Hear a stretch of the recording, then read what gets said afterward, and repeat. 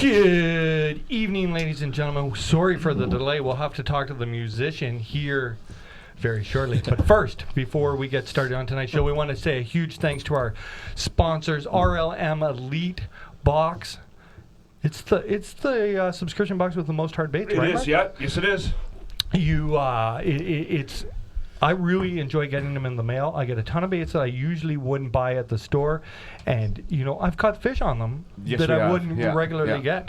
So it's not only exciting to get them in the mail every 2 months, but it's like Christmas every 2 months. How can you beat that? It's a Canadian brand, a Canadian-owned company.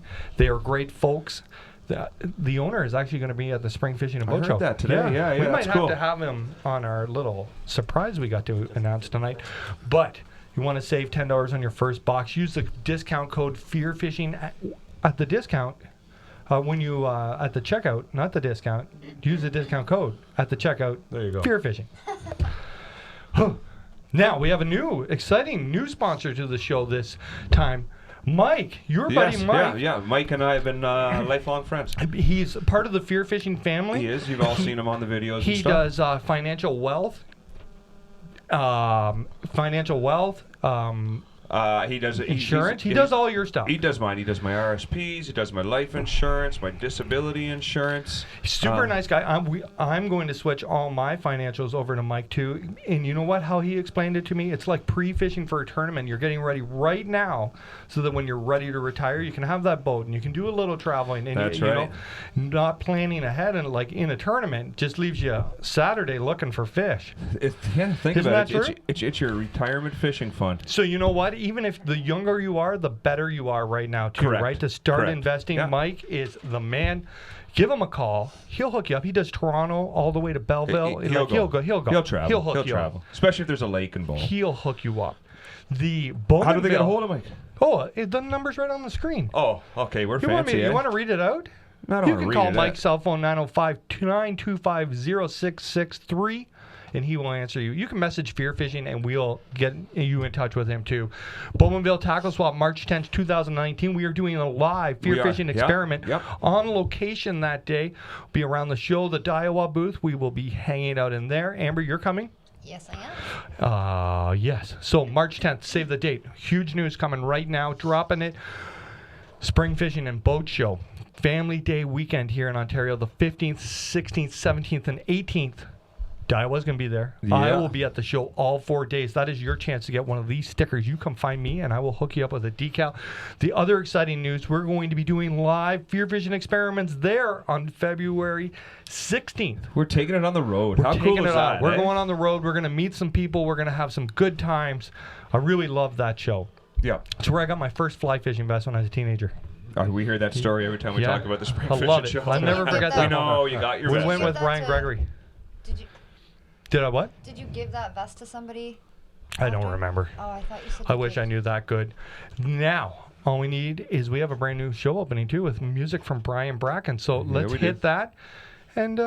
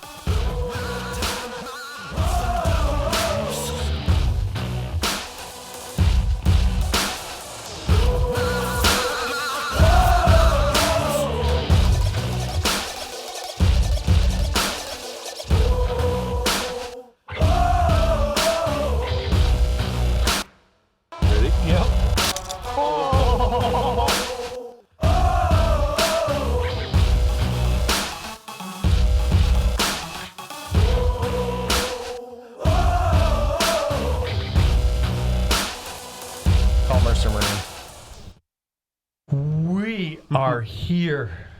If you just had an audio spike, so did we in our headphones. Oh, what did we ever? Oh wow, we're all awake now. Man, that was I was not expecting that. Amber doesn't have headphones. Lucky. Welcome to the show, guys. Well, thank you. First, before we get started, if you're watching on YouTube, hit that subscribe button. If you're watching on Facebook, hit that share button so we can get as many people in as we can. Brian, are you going to watch the Facebook feed tonight for questions? I'll get on there. Hey, Amber, you're going to watch YouTube? Yeah, but I'm having slowage here. That's all right. It'll fit in well. Yeah. So if you have any questions, comments, get them in on one of the live feeds, and these beauties will get them out to us, and we will answer them. I mean, West, I run this. It's been a long day. It's been a long week. I'm glad we're out. I'm glad it's live. Yeah, man. I'm Mark Hunter. Yeah. Used to be the co-host. Well, you kind of still are. Stripped of the title. Yeah, you get to sit beside me. Ooh. That makes you special. I feel special. Amber, you're in the house. Hi. Yes. McCall. I'm Sean McCall. How's it going, brother? I pooped 3 times today. Nice. Special guest. Introduce yourself. I'm Matt Pezzeta. We have a ton to talk to you about tonight. A little bit. Yeah, it's going to be a good show. We're going to get some tips, techniques on your Lake Erie win. Then we'll talk about what happened after the win.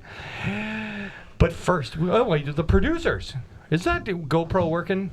I'm still waiting for Brent Ayler. There we go. Introduce yourselves, folks. Yo, I'm Woody. I'm Bracken. You're the reason we're late. That's That's the guy right there. You want to talk about that? Where'd you go?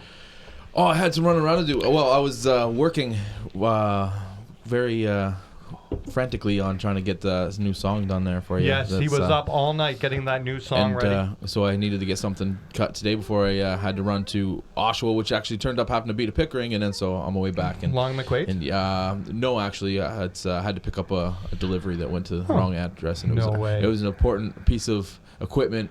It's actually a new saxophone. Don't you hate when that happens? Yeah. You got a new sax today? I do, and it's sitting in the truck, and I'm telling you, if you guys have never heard Brian wail on a saxophone, we're going to talk about Brian's latest show here in a minute. We all just went out the other night to watch Brian play again. Yeah. Amy, introduce yourself. I'm Amy. You got your new microphone. Hey, are you going to start playing an instrument? Yeah, we got Amy? your own microphone. Amy, are you going to bring like a family band together? Like, what do you play? What do you play? You're getting a tall order right there. The Partridge Nothing? family, but the Brackens? The Brackens? Can Kenny play an instrument? Heads. Guitar. He can bang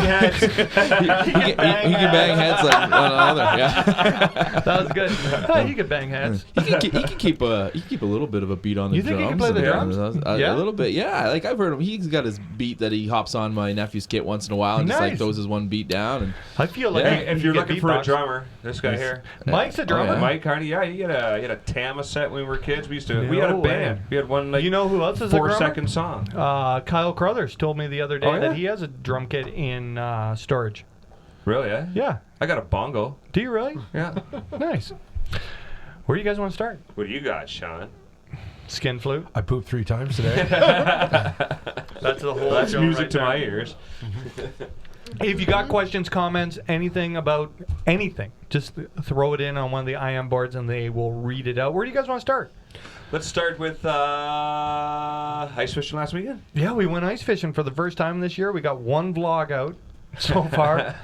And we're not huge ice fishing fans. Yeah, I think we're soft ice fishing. We were fans. gonna go out. We were gonna go out Sunday, and then we decided that it was too cold. We got like, it's windy. We kind of just cold. killed the day we don't away know how until the it was ice too is. late to go. I think it was the right call, buddy. It was miserable out there. It is not. It hasn't been a great year for ice either. Like a ton of people have gone through. There has been, yeah. Like a lot of people. And not just fishermen either. Like, No, skidooers. There's going to be some good ice out there now. We're thickening up. But now I think the walking's going to be a lot harder. I love that single finger pure ice walk. It's beautiful. Where you pull you like push your hut and it just like goes to where you're fishing. beside you. Yeah, that's nice. Great. Matt, are you an ice fisherman? No. No, not No, big. see, I'm one of the, I was telling Sean on my way over here that I like the long rods and reels way too much, and I like bass fishing way too much, and we can't do that up here in the winter. So I do crazy things like book 41-hour trips to Alabama so I can fish for 2 days and take a red eye home to go to work. Nice. Yeah, that's where a we couple should weeks, be. right? A couple weeks ago. Yeah, the weekend after the boat show. I really miss bass fishing, like So a do lot. I miss my boat.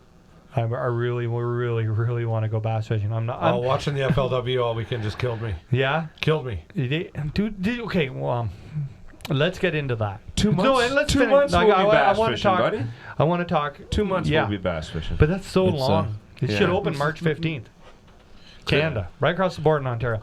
So now, we got to watch What do them you in mean Poland. 2 months will be bass fishing? We're going to be at Knoxville, classic. Tennessee, buddy. You Oh, going yeah. to Yeah. Chickamauga? You say some guy just caught a 14 and change out there? Yeah, I on the said That's weekend? something about that, yeah. That's Now gross. let's I didn't want to get into this yet. When we were at Quinny, I caught a giant walleye. You got 2. It Yeah. was pretty good. I lost a couple. You lost a couple. Yeah. It was a pretty good evening of fishing. Yeah, it was fun. It's been on fire all year. You know what the Facebook coolest post, part was is we didn't take separate huts. We kind of No. like huddled in together. We laughed. We cried. I can't remember the last time cuddled I when the fished heater 2 guys went in a out. nice hut. We just took his hut and we spent the day together hanging out. It was really good. Yeah. We used 1 flasher. It wasn't that bad. No, Did no. you share a floater suit too?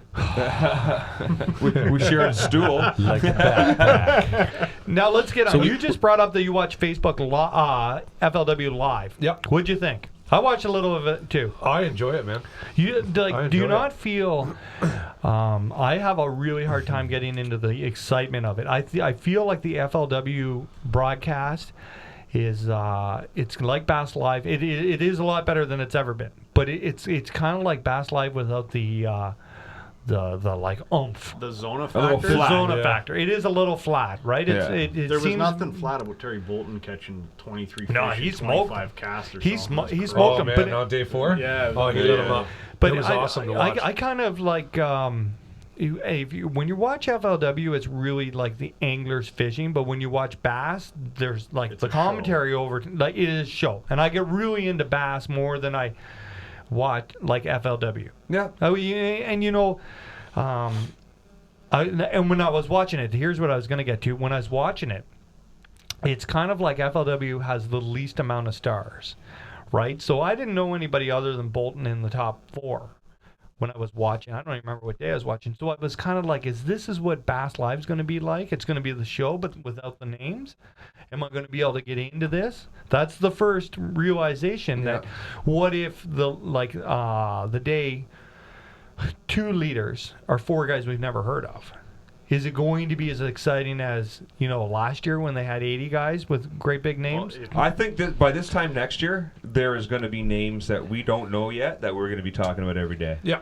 That's I what agree. I think. Yeah. But in Yeah. 3 weeks or 2 weeks when the first event hits, is it going to be the show and are we going to watch? Are people going to watch and be like, it's not the same? It's going to take an adjustment. It's an adjustment. Yeah. But I thought FLW did great. I just wish they had more like commentary on top of it, and they were really introducing the backstories. Bass is doing an amazing job posting all like meet the elite anglers, Yeah. and we're already getting to know them, right? And I would feel That's that a they're great gonna, move. It is a great Yeah. move, right? And then we're going to get to know these anglers over the next before the first event starts. Well, it seemed to be over the last couple weeks that In the BASS microphone, for they can hear you at home, my in the friend. microphone. I'm so used to TV. I can just just talk talk. into the air and Yeah. they catch anything I say. No, when you look at the way that BASS has kind of structured their new, I don't want to call it ad campaign or marketing campaign. It's they're taking the stance of we are the company that makes legends, Yes. and And I- it's and I very agree. much Yeah. believable. They are, and they Yeah. have. Yeah. Yeah. Now, Charles did incredibly well on the FLW. Hell I yeah, he guess. did. Way to go. Good on him. Like, that's huge. He Yeah. found the fish. He's like from Ontario. He went from like 40 something, I Oh. believe, on day 1 to 11th. That is very. And We should give him a then- round of applause. yeah, man. Good work, Charles. yeah. Well done, Charles. That was super awesome. Yeah. Your first Yeah. Walmart tour event. Is it still the Walmart tour? I'm not sure what they call it. I don't know. I think it's the Walmart tour. And like to the show and performed. Ended like, up 10th he's sitting overall.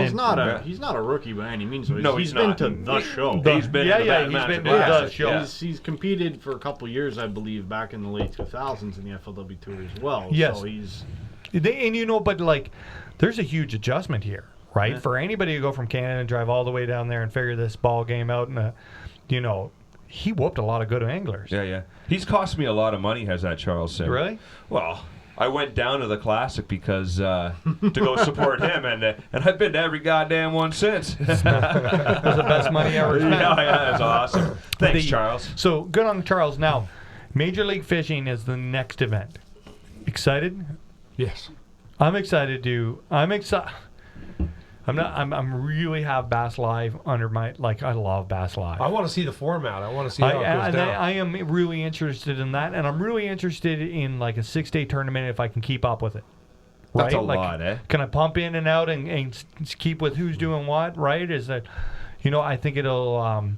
It's a lot of content. As long as I can go back at the end of the day and rewatch. Like a recap? Yeah. Because with the FLW, you can go on the YouTube and you can watch. You know what I mean?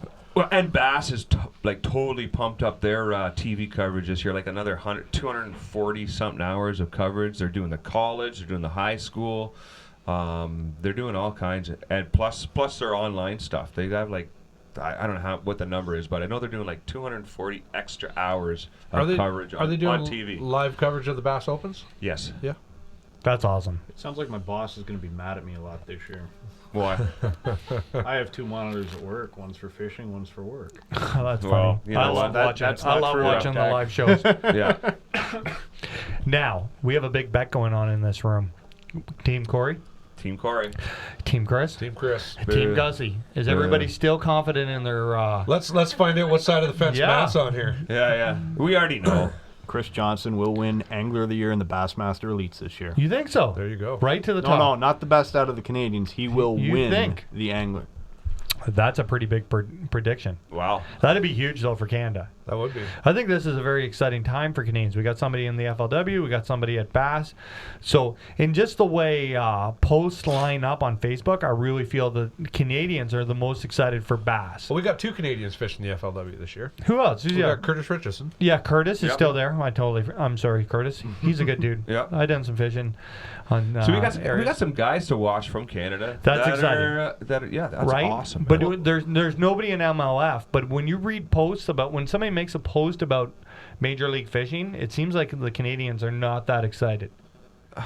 As a general group, like when I made the post about them sending Major League lures, they jumped all over it. Like it was mostly, like, who cares? We're going to watch Bass Live, right? But it only makes sense because we have players in the game now, right? Yeah. A lot of guys last year watched FLW because we had players in that game. Mm-hmm. Well, I don't know. We're still going to watch the Blue Jays, even though they just blew the team up, right? Not this guy. I got a dilemma. How am I going to open that? I don't know. Party foul. See that? Oh, that's a bummer. That's the part that's supposed to open it. Monster, call me. I got a complaint. Oh, I thought it was already open when you ripped that off. Man. It's got no... So everybody, I still think Corey's going to beat Chris. I'm thirsty as well. I think we're going to win. I don't like losing. I think we're still good, Mark. Oh, this should be funny. Oh, here we go. Yeah, we're all going to get wet. That's all blocked. Wow. He's done that before. Wow. Now it's going to take him 3 days to That's drink how it. a Viking would do it. He's got boat show. Matt, you've been at the boat show. drinking through Yeah, a I little spent hole. the entire time so far at the boat show. How's it been? Saturday was very busy. They had that big weather fright out there, and you wake up in the morning and it's nice out, so everyone says, let's go to the boat show. We went to the boat show Saturday. I seen all y'all there. Yeah. You were there, what, like an hour? Yeah. I saw all the boats. It had to do with fishing. Yeah. I drove all the way down there and maybe stayed for an hour. Maybe 6 bass boats, if that. 4? Well, it doesn't matter. There's fishing boats down there.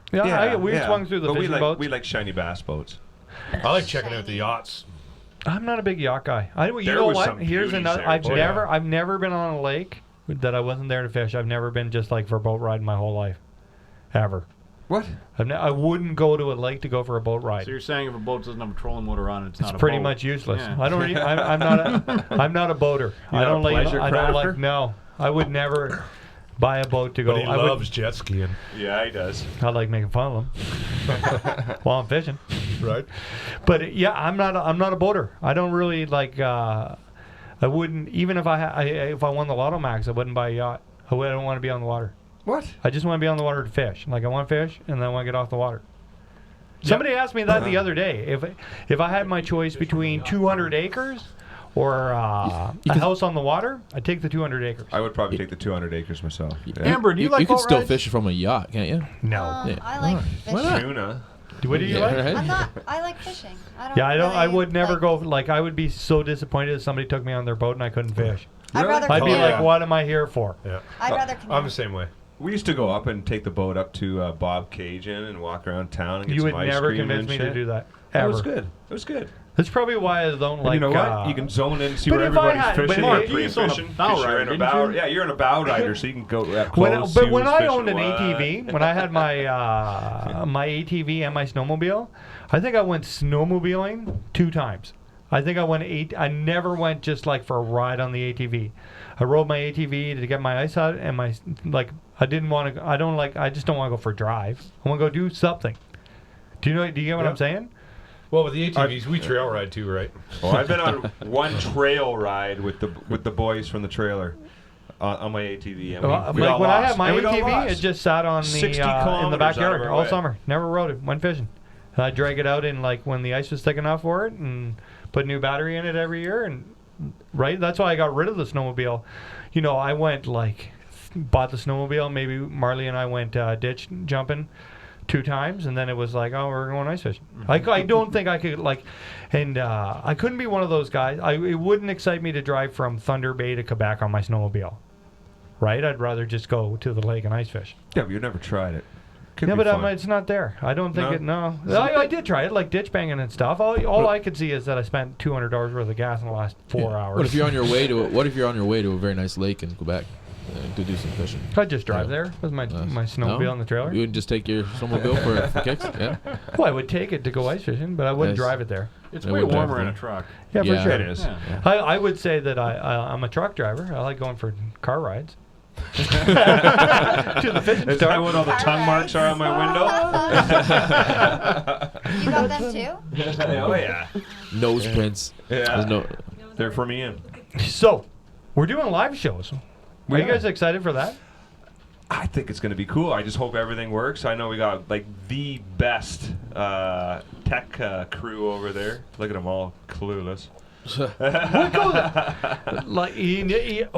much He work flips is the it going to camera be to over. move My this? hands are in my pockets, and he's got his hands. Producing. What are the Push buttons. logistics What's up? now to move this operation?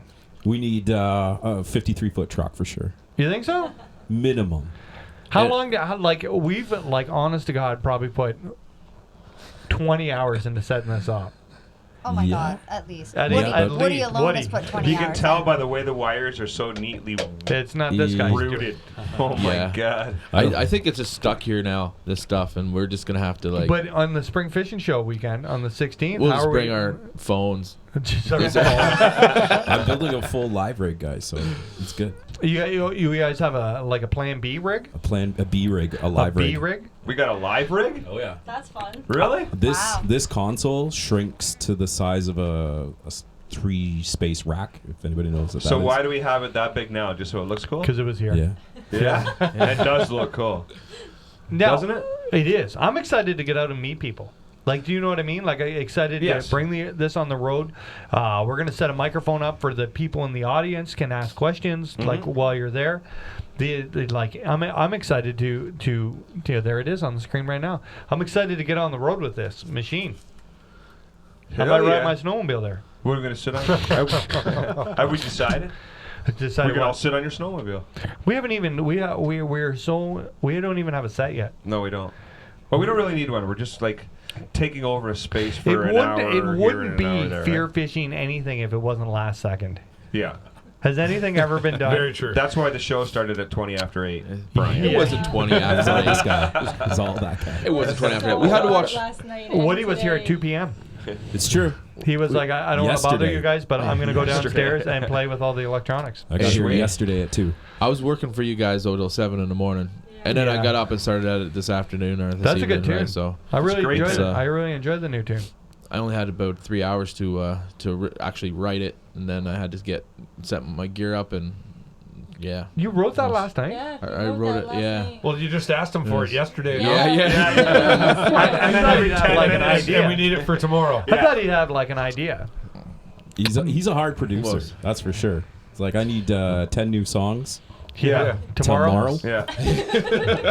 By 2. But yeah, by 2. Matt, you do a ton of stuff getting young people into fishing. Yeah. What are some of the things you've done over the last few years? I guess, actually, when I think about it, I was thinking about this at the boat show there. This is our 10th year running the collegiate championships in Canada. That's crazy. We should have cake. I like cake. I like And No, ice who doesn't cream, like cake? Mark? Ice cream. Are and you guys cake. got? Do we get one? No. Oh, No. wait. Last time Brian had a birthday and he got cake. Yeah. I never got It was a told good about cake. 10 years of nothing. Me neither. I didn't get That's cake. fine. Fail. All right. That's fine. We've run it at several locations, and we're kind of cemented into Marshes Marina now on Georgian Bay. It's an excellent fishery for experienced anglers, for new anglers. You can go out and trek a Sanko and catch a limit of fish there. And you can, the high school anglers, you're fishing with a friend from your school. College anglers, you're fishing with another angler, but against them in the front and the back. It's an individual tournament. It's a great way to get out on the water, just camaraderie and new experiences. My brother, he's an excellent fisherman. He doesn't fish too much, but he always took that 1 or 2 days a year to get out there because he just enjoyed competing against other people so much. He almost won it 1 year too. So Nice. yeah. Now, how But many can you kids? take How 'em? many? 10 years ago, how many young people did you have into this? 4. And how many is there now, give or take? Oh, it's very cyclical. We had a low number last year, but this year with the now running a high school program in concurrency, we're Yep. probably going to get 14, 16, 18. Now, Really, now there's a really big problem in this country with the young people are not interested in the outdoor sports. There is a huge there's a huge boom in the southern United States where these gigantic NCAA schools. But even if you talk, like I talked to Brian the Carpenter a couple times, and Philadelphia is not pumping out the anglers right now, right? When I competed against guys like Dustin Connell and Elton Yep. Jones Jr., and those are the guys I fished against. Okay. There were 21 schools just from Texas when I was down there doing the championships. That's Wow. insane. Yeah, they don't mess around in Texas. So No, they all no, fish. no. No. I think But is it Yeah. opportunity? Is that the problem? The opportunity is just not there. No, and the season isn't there. If it was built into our lifestyle where we could fish every day, there'd be more people doing it. Yep. Do you think that's a problem here with Andy Pilata talked to me about this this fall. That whole when he people hunt by themselves now. Bow hunters, there's a lot more bow hunters. Andy was saying when he was a young man, it was deer season was like a thing, right? Oh, like yeah. everybody Yeah, went to like breakfast together, and it wasn't 2 or 3 guys; it was like a mob. Everybody went. Do you know what I mean? And maybe maybe I've never seen this. I can remember going to my grandfather's house, just driving to Peterborough and seeing all the orange coats on the side of the 115. Right? Like it was a big deal. The fishing lifestyle is changing here in Canada. Well, it's not about fishing anymore. It's about this. It's about we don't do anything half-ass anymore. It's all or not. Look, I'm sitting in a basement of a house 2 hours away from where I am, so I can talk fishing with a bunch of dudes. It's a lifestyle now. It's not just I'm going out with Grandpa. That's It is, another yeah. big thing, Right. right? Like so, but why aren't we roping the kids in here? We try to. At least We were trying, we right? do. And everybody's trying, and And- we were trying to reach young people, but one thing I do know, like growing up and whatnot, I remember career day and stuff in school, and I'd dress up as a professional fisherman. I got my Bass Pro Shops jacket on with my name embroidered into it, and the Bass Pro hat and the Radica fishing game that Hank Parker was pushing. That was Yeah. kind of my lifestyle. I was bringing Bass Pro Shops catalogs to school in grade 3 and giving them to my friends. Like I thought it was cool. yeah, You get the same intensity from kids now that are into it. yes, Very much into it, and there's so much more information. Like you watch Brandon Polinick on YouTube, and that gets me jacked up to go out fishing. Absolutely. Like, Yeah. any of it, the live Oh, yeah. stuff. There's a lot more exposure, so the kids that are getting into it now are 130% Gotcha. into it. And so, do you think did your dad fish? Like when you were a kid, was your dad hard in? My dad was one of the first 8 anglers sponsored by Bass Pro in this country. He was into it deeper than any of us. He's forgot more than we know already. Yeah, I gotcha. cool. Yeah. I got a pleasure to meet your parents this You weekend. did, at It the was show cool. there. Yeah, my wife and my daughter. It was very nice. Very Mike's Glad said they started a youth fishing league, and I think it's about giving parents, an alternative option to sign kids up for an outdoor program like fishing instead of dance, music, sports, etc. Yeah. I don't think we haven't I don't know. Here's the thing. Here's a good question for you, Woody. I would have loved that when I was a kid. Your son, who is 5, is incredibly into fishing, but you're not a huge fisherman. That's true. right? We're like, let's say we were like my kid would have a bass boat, right? He would fall under like the Daiwa sponsor ring. Do you know what I mean?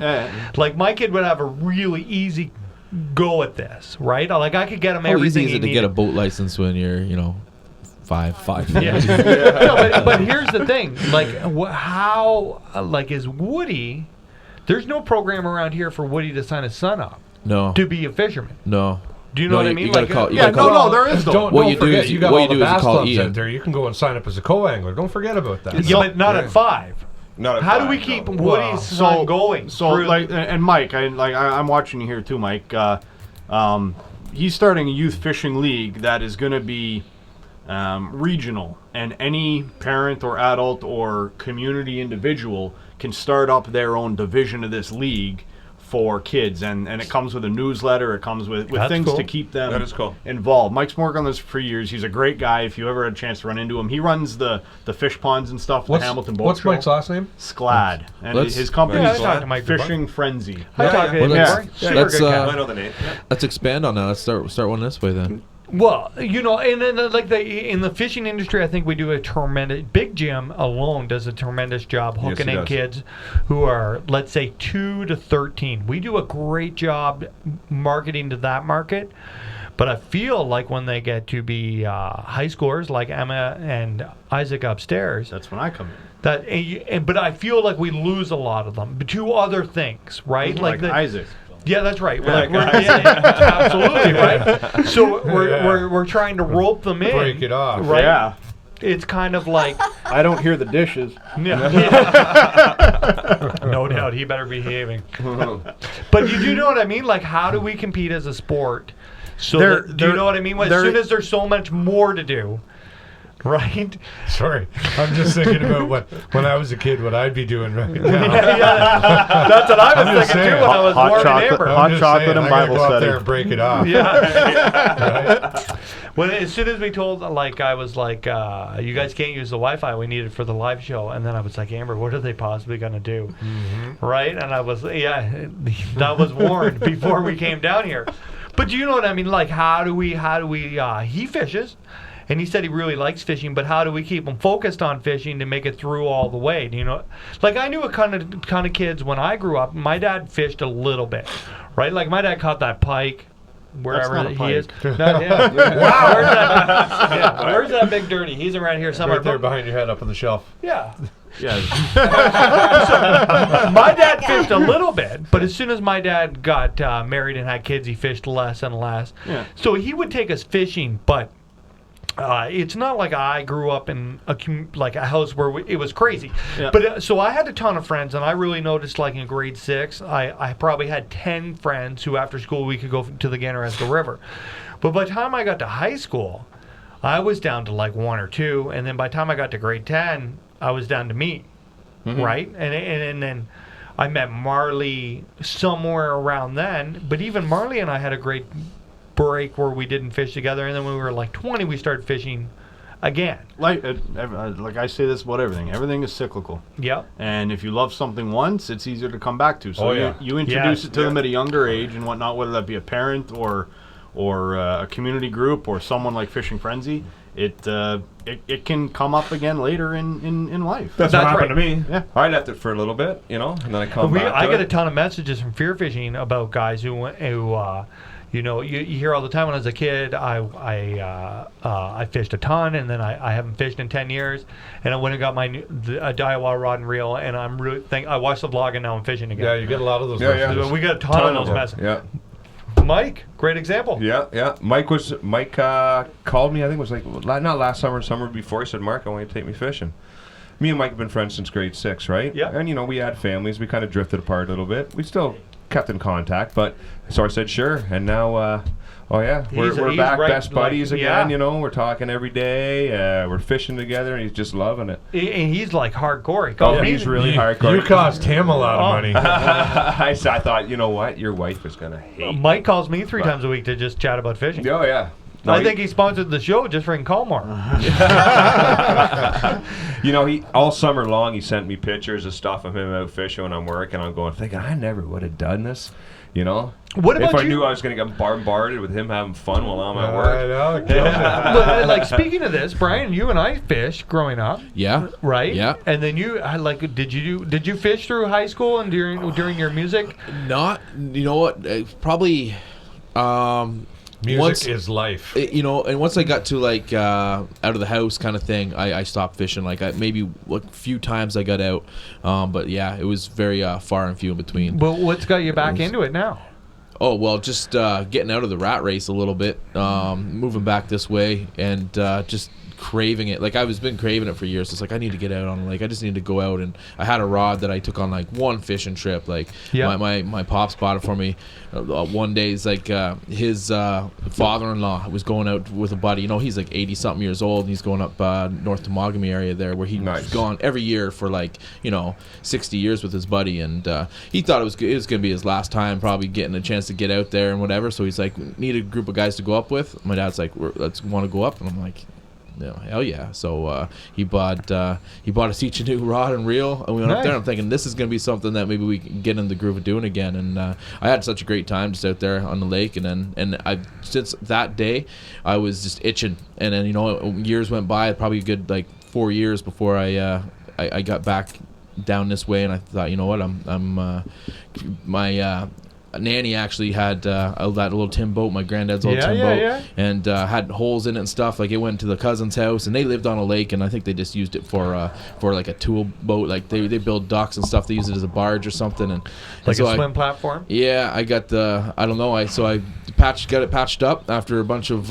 work, and got the old, like, I don't know, it was 1962 Johnson on there, and it's 6 horsepower going, and we hit the water, and I found every time I came off the water, I just wanted to kind of go back out on the water. Like as soon as it get dark, awesome. And I'd be going home, and I'd just be thinking about how am I going to get back out there again? Where am I going to go next time? And the cool thing about that little boat is I put it in the back of the truck. I could drive anywhere. I didn't have a trailer, and I would just pick it up off the back of the truck, and I could launch it anywhere, like right off the side of the road. I could just throw it in, hook the motor on. Yeah. Oh yeah, it totally happened a few times. And then we decided to get a bit more of a better boat so we could explore the lakes a little bit more. Yeah. Because with a boat like that, it's hard to you get it in the water. Yeah. It's hard to run. Yeah, it takes you half a day to try to get to some spots where you want to try out on the lake, and then So it is a burning thing. As soon as you enjoy fishing once, it'll come back to you. Oh yeah. Yeah. Yeah, it did for me. Actually, in your blood though, like it's like. For me, like this year, with starting to fish this year, it's just been like. But would it actually? So maybe we can answer this question: how to get young people like when you went for the first time, what made you think, this is something I could do? This is something I would like to do. It's just like shutting everything off. It's like actually like actual like relaxing, like the zone. You're stuck in a boat, like you don't have Wi-Fi, you don't have like phone signal all the time, so it's like. It's just me and him in a boat, and it's like either you're gonna put a fishing rod, like a hook in the water, or you're not. Like it's I find it like almost a form of meditation, and it's just like playing music can be. It's like kind of a form of meditation. Like if you're a musician and you get playing, and you can lose. You lose the rest of what's going on in like our society, like all the pressures and stuff like that. You get out on the boat and on the lake, and I always found like just being surrounded by nature and stuff like that almost made me feel more like I belonged on this planet. You know what I mean? I don't know if that makes sense to you guys, but like being surrounded by other species and the birds and like this. Well, that's kind of how I feel about hunting. Like I think fishing is the most. I do have moments where it's kind of like calm and a little relaxing, but for me, fishing is like go to the lake, turn cameras on, talk to cameras, have to catch fish, have to catch fish, have to catch fish, have to catch fish. Because you've turned it into a job, more or less. Yeah, right? So when I go hunting, though, I have no expectations I'm ever going to shoot anything. I'm going to sit in my tree fort. Right, I'm gonna I'm gonna just breathe in this fresh air. I'm gonna watch these birds. If we see a deer, great. If we don't see a deer, nobody bothered me for the last 3 hours. We're Do you know what I hear mean? you. That's like my fishing, because music, I got to go here, I got to play a song, I got to play a song, I got to keep the energy going, I got to entertain people, I got to be social and this and that, and then I got to write more material and get more clients and produce and do all this types of different stuff. And it turned it into essentially a job. And don't get me wrong, I'd rather do that than most of any other job I ever tried. Yeah. But then when I get to go fishing, it's like I'm like you when you're hunting, I suppose. Yeah. You know what? I was actually talking to a lady at work the other day. She came in and she teaches yoga, and she was saying that she teaches another class, and she called it natural healing. So she actually takes people from towns and cities and things like that, and takes them out into nature, and they do go through a series of meditations and stuff like that in nature, getting back connected with nature, which is, to me, is a lot more like being out on the water or being out in a tree stand and stuff like that. Yeah. Something that you're actually connecting with the earth. Yeah, there's an energy to it, right? Everything runs on a vibration. Absolutely. Yep. And I can think of last year, Marley and I, we haven't got to fish a lot, and we used to fish every day. I bet you there was a 10-year period that I didn't fish with anybody but Marley. Right? Day in, day out. 10 years. Every day. 10 years. 10 I'll bet years. you, I probably, till I was 30 years old, I'd only bass fished with 3 people. Wow. Mm-hmm. Right? And so I was having the FLW Canada tournament where we were never on fish. Well, we were on fish for about 4 hours one morning during pre-fish, and the rest of the time we had to beg to get a bite. It was not going to happen. You caught them all in practice. We hardly caught anything in practice. This was a caught, couple years ago. No, We this catch was, a lot this of was fish in last practice. year. In practice, we caught 6 fish in 4 days.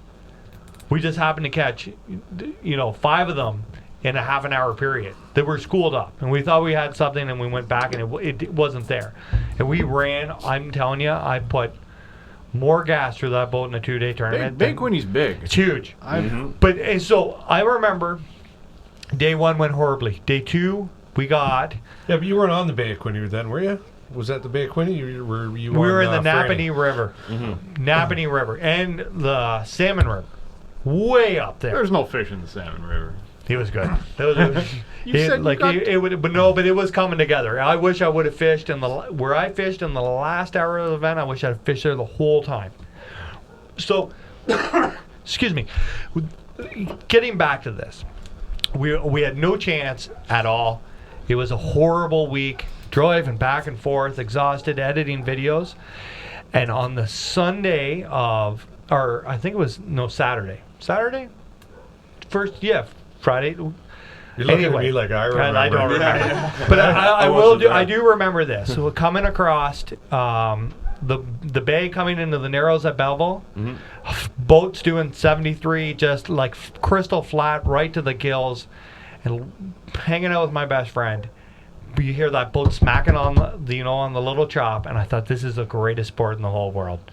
And I was thinking about when I was 14 and Marley was 13, how awesome. If I could go and tell that kid that you're going to get to do this, how awesome that'd be. Do you know what I mean? Do you know? Do you know what I mean? Yeah. And I was kind of worried that week because we were going to take some heat on the internet and stuff like that. And in that moment, I was like, who cares? I was like, this is awesome. I've been waiting my whole life to do this. Do you get what I'm saying? That moment where I was like, I really want to continue to do this because I like these moments, not catching fish or winning tournaments. These moments, this is really something. Like camaraderie, and that's what we need to sell to the kids. And we talk about all the time when we're filming the vlog that we're missing the best stuff here. Mm-hmm. It's not killing animals and catching fish. It's not the things I don't remember. Any great fish that we caught. It's the time we have. We had a ton of laughs. Yeah. There was never about. Do you know what I mean? We had a good time. The in-between stuff. We need to work as fear fishing to get that into the vlogs for the people understand. I totally get when I talk to somebody who's against hunting, how upset they get about this, and when they speak to me, their point of view totally makes sense. But you don't understand the part where I really like hunting. It's not killing animals. It's going with Mark and Sean and going to bear camp and hanging out and having laughs and driving up there. And that's the same reason why I like fishing so much. It's our grown-up version of a slumber party. Absolutely. That makes a lot of sense, right? Yeah. Slumber party with guns. If I think Well, now you can play with real guns, though, right? Like, when you I think like We play with bows. you know what I mean? Like even if you take like fishing in a really weird way, I never would have met any of you guys. Probably not. No. Right? I probably haven't seen Woody since I was 13 years old, give or take. Right? I haven't seen Brian.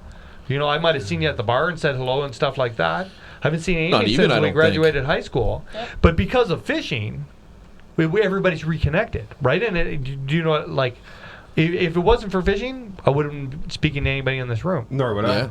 Nor would I. Right? So I think that's what we need to sell to young people, right? Some of the greatest people I've met in my life have been because I chase fish. It's really weird sport, and it's really hard to explain to people, hey, do you want to get up at 3 o'clock in the morning, drive 2 hours, stand out here all day? You know, you may catch some fish, you may not. Even if you're the best angler in the world, you may not catch any fish. You could have a bad day. Then we're going to drive home, and you're going to be exhausted. Sunburnt. You're sunburnt, right? Like most of my closest friends are fishermen, anglers, hunters. Do you know what I mean? Yeah. Like, because that's what I do. When I'm not working and I'm not taken up by the girl, I'm fishing. Which is a lot of time. Well, she's needy. It's okay. Who's needy? She's worth it. That's funny. But do you know, like, you're right. It's the camaraderie. I had a discussion last night with Brandon Polnick about maybe it was today, about Adam Greentree, who was on Joe Rogan's podcast, and about Brandon really liking Adam because he's such a good person, right? And Brandon telling me that he likes Adam because he just likes the way he's a good person. And I told Brandon, I was like, even though I'm older than you inspired me to be a better person. Right? Like I don't think it's got anything to do with age. No, not at all. But there's a Be Alive podcast with Brandon, and Brandon talks about how he doesn't want to be known as a guy with a really fancy boat and a fancy truck. That's the very first podcast that Be Alive did. Yeah, and he wants to be known as a really good person, right? And you never hear that in the bass world, right? And Brandon's an outstanding guy. He doesn't have to talk to me. Always answers me back when I send out. Do you know what I mean? I'll trade them boats then. but through Brandon's action, like Brandon realistically doesn't have to speak to anybody. He's at the top of the game. Do you know what I mean? Like we have guys here. That doesn't matter. That he's on top of the game. Brandon. No. But he's just a guy going out there doing his job. We have guys here, but Brandon goes above and beyond. Right, but that's why he's the best. We have guys here who won a couple tournaments who wouldn't talk to a kid if their life depended on it. Who wouldn't stick around for a weigh-in? Who wouldn't answer somebody's message? Do you remember when you took that young lad fishing? Yeah. Who you met at the show and he told you I was his favorite angler? Yeah. Do you know why I was his favorite angler? Because I'm the only one who responded to his instant message. Right? And I thought, really? You messaged everybody else and they didn't get back to you? Probably before you. Yeah. I didn't assume I was getting. I didn't want to say. But do you know what I mean? Like I can remember. There's an if you want people to like you, out there, you got to be likable. Do you know what? Absolutely. Yeah. But there's an angler I wrote articles for a magazine up there who I really looked up to until I found out what kind of douchebag he was, and then I didn't want to be a part of that. Right? Do you know what I mean? Yeah. Oh yeah. And you you look at Brandon, for example, right? Mm-hmm. And Brandon makes all these vlogs. He does all this stuff. You see on his social media. He's a busy cat. He is. But he's like the most polite guy. He was watching the experiment when he was driving. He sent us pictures of watching. He doesn't have to do that stuff. He doesn't know what to me to watch my stupid podcast. No, there's a couple things that the more approachable, the more likable he is, the better it is for his brand, and arguably the more he can charge to put a logo on his sweater. Not saying that that's great motivation to do so, but he's just a very likable guy to begin with, period. And he's cashing in on it. But if you look at his, if he was looking to cash in on it, he would have stayed with FearFishing, where he was offered the big money, but and he wanted to use those. He's expanding his brand though, his like own rod company, and he's very smart. A lot of respect for that guy. But super good dude. Like how many he called Cooper. Just like some inspired words for Cooper. He messaged Cooper about Coop's video, and Coop was like, "Yeah, who is this?" And he's like, "It's Polnick." Cooper was like, yeah, Brandon, you're gonna have to get Cooper's another like, number whoa. because you know what I mean? Like we don't hear about that stuff from the bass community up here very often. Do you know what I mean? Like if a new guy showed up to a tournament here, he's apt to get bad looks for 2 years. if Right? he does Like, well. no, if he does, yeah. yeah. It's a very supportive community. I'll tell you that right now. It's a very small community. It is. It Yeah. is absolutely. But you man, like But I wouldn't call it a supportive. how many community. guys Well, have if you're you? a douche, no one likes you. If you're a nice That's guy, right. it's No, supportive. absolutely Some people, right. there's people in I'm every a nice industry guy. that just don't Yeah. do things for the right You're reasons. very lovable. Absolutely. And then they wonder why, things just feel like they're going against the grain. And it's just, that's it, if you ask me, yeah. Absolutely. You know, like we have guys who win tournaments up here and nobody even shakes their hand. It's just like, Yeah. dickhead. What? Oh I yeah. thought the whole basis of fishing was But to you have know that what? But camaraderie so and, we have like, guys up here who win 4 tournaments in a season who wouldn't shake anybody else's hand who won either, right? Like I really thought that that's how the whole bass community worked in North America until I started talking to. I got to meet Ike, and I got to go to Bassmaster Classics, and I talked to Brian Carpenter, and even if those guys and anglers hate each other, they'll work with each other. They never say a bad thing about each other. Do you know, like I think we need more of that up here, and our young people need to see this. I remember fishing CSFL events and top bass events for 3 or 4 years. Nobody talked to Marley and I. Just show up in our tin boat. I remember we fished the first B1. And nobody spoke to us. I was there. I talked to you. Yeah. Do you know what I mean? But like, I'm 14. trying not to name. See, I go around and I meet people. Yeah, me too. Like they don't have a choice but to talk to me because I'm like, hey man, how you doing? Me too. Yeah, but we I'm were right there like in your face, 22 shaking your years hand. old. We were way out of our element. We drove to the tournament. We were only one of the guys who didn't have a bass boat from Ontario. Right? Nobody spoke to us, had ever spoke to us. And then some of the people who we kind of looked up to, because we made the cut, all of a sudden we like, hey, how's it going? But they never spoke to us before that, right? And I was like, at that age, I really thought like these tournaments here were like the Bassmaster Elite Series, right? Like I had this, like, oh my God, there's so and so, and there's so and so, and there's so and so, because I'd watched these guys. I was probably like 24, 25. Okay. Did you have a boat? What did you have for a boat? What was your first boat?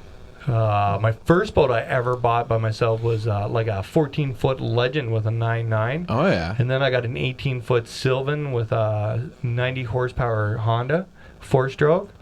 And then I got the big. Is Sylvan? Is that a aluminum It's like boat? a multi-species aluminum boat. Yeah, nice. And That's a nice boat. And yeah. then I had a 27-foot Crestliner that I used for salmon fishing while I had the Deep V. All right. And then I sold the Deep V and I bought the Stratus. There it is. Right? I just feel like I can totally see. I want more kids to fish, and I have a hard time finding the words or filming the videos or doing, like, I don't know what the answer is to get those kids to be like, you know what, I'm not going to party Friday night. I'm going to go to bed because I'm getting up in the morning. It's bass opener. You know what? Do you know what I mean? Like, there's also, like, some kids just don't have the opportunities, and we all got to remember that too. And if we do have a little bit of time and inspiration, maybe to reach out in the community. Amy's brother actually was just mentioning some stuff, like he knows the fellow that runs a drop-in, and a lot of kids, they just don't have great home lives, things to do. They end up spending their time doing a lot worse things with their life than they could if someone just reached out a little bit, right, and took the time to maybe show them a skill or a hobby, or took them to the lake and show them nature. Yeah. And I can't think of how many souls I know that have been completely rejuvenated by, like, leaving like a bad city environment or suburb environment or whatever it is, and then getting out to nature and kind of resetting, right? Well, and, here's another thing, and I've often thought about this, and going back to that, if you, let's say you're a young person, the chances of you making $1 million fishing are next to none. It'd take $1 million. Spending. Right? Do you get what I say? Like, there's, like, how many people in Canada really make a living from tournament fishing or producing content? Right? Now, do you get what I'm saying? Yeah. Now you have a better chance of playing in the NHL and the NFL at the same time than being Well, I think it's our season. Our season really kills. but even that. in the States, right? If you take a full-time job for us, like I'm a sales rep. If I only worked 3 months a year, I'd make nothing. But in Canada, you could do the ice fishing, you could do walleye, you could do pike. There's do you no, know what I mean? okay, and create content 12 months a year. There's not enough season or gaps in season. You have to do too much of everything. Yep. To make it feasible. Spreads you pretty thin. It does spread you pretty thin. We have that problem here all the time. It's not like you can have a certain set of tools and use those tools and invest in that and get out, right? Because you got to invest in your winter season and your summer season. Let's look at this as like parents, right? You're a parent, right? You're going to spend a ton of cash on AAA hockey. Your kid's got, a shot at making the NHL.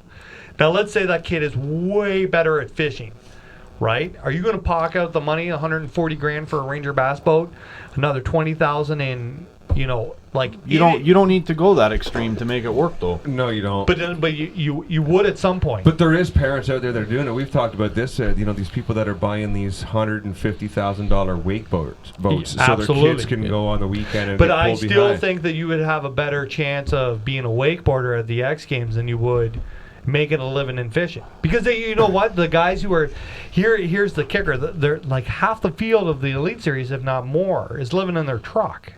Even though they fish the Elite Series, they haven't made it yet. There's a very small percentage of anglers who are raking in cash down there. That's right, but that's exactly the reason why you got to do it for the right reasons, right? Yeah, absolutely, right. But if you sign the league minimum in the NHL, you still make 3 times the amount of the Prime Minister. Yeah. Do you get what I'm saying? Like if you just played in Finland, you'd be better off than most of the guys on the Elite Series. You can do your. But you're not doing anything else with your time either.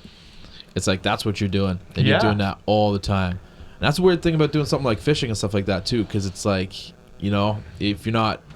Anything for that matter, like you can do it a lot longer. People that put all their time into something. There's a lifespan with it, right? Like I grew up fishing out of a 1991 Ranger 397V that still floats. It just needs a motor and it'd be running again. But you know what? That was an investment that my dad made in his family, and we took it, and we could have gone tubing with it, but we went fishing with it, and it kind of developed into something more, and it's something I'm going to be doing for a long time. So maybe the money and the investment goes to the longevity, not necessarily the intensity, right? Absolutely. Like there's like well said. Yeah, divide totally what whatever your costs are and take that and then divide that by 70 years. Well, the thing is, perspective is everything too. You said he's not making it because he hasn't made it yet because he's sleeping in his truck, but he feels like he's made it. I'm just saying that if you had your chance between being the quarterback for the Patriots or fishing in the Bassmaster Elite Series, you would make more on 3 passes than Van Damme's made in his career. There's the only way you can become a fishing millionaire is start as a billionaire. Absolutely. That's what I'm saying, right? So, there's hoop dreams out there. When you go to the local high school, right? Half those kids think they're going to make it in sports, right? But how many of those kids go in there and go, one day I'd like to be so-and-so, and I'd like to grow up here, and I'd like to make it here in the world of fishing. In all the other sports, we have a billion stories of how I worked really hard, and I missed out on all this, and I became this in sports, right? Do you get what I'm saying? There's not very many of those stories in fishing, right? I came from nothing. Polnick's got a good story. Fighter's got a good story off the top of my head, right? That's why But do you get what I'm saying? How do we build that this whole thing up so that kids can go, I'm gonna be a fisherman. That's my way out of here. Because I think that it's going to take something like that to get the masses involved. You can't even get to like how many kids in Canada in the collegiate program can get a scholarship for a school down south through fishing right now? You place well enough, you can get a scholarship. There's enough programs down in the States that are willing to accept a Canadian angler that they're giving away scholarships and sponsorships. That's super awesome, right? Yeah. Like, and maybe that's like maybe I'll go back to school. Well, maybe the word's just not getting. I didn't know that, but maybe that's like the word's not getting out. That if you like to fish, here's a route for you. Yeah, why couldn't There's got to be more than 14 kids out there who are watching the Elite Series. Sean, do you know what I mean? Do you know maybe we're not? Yeah. Maybe we're just simply not reaching them and being like, you play on the 4th line on your high school hockey team. There's a severe deficit between our school year and our fishing season. Yes.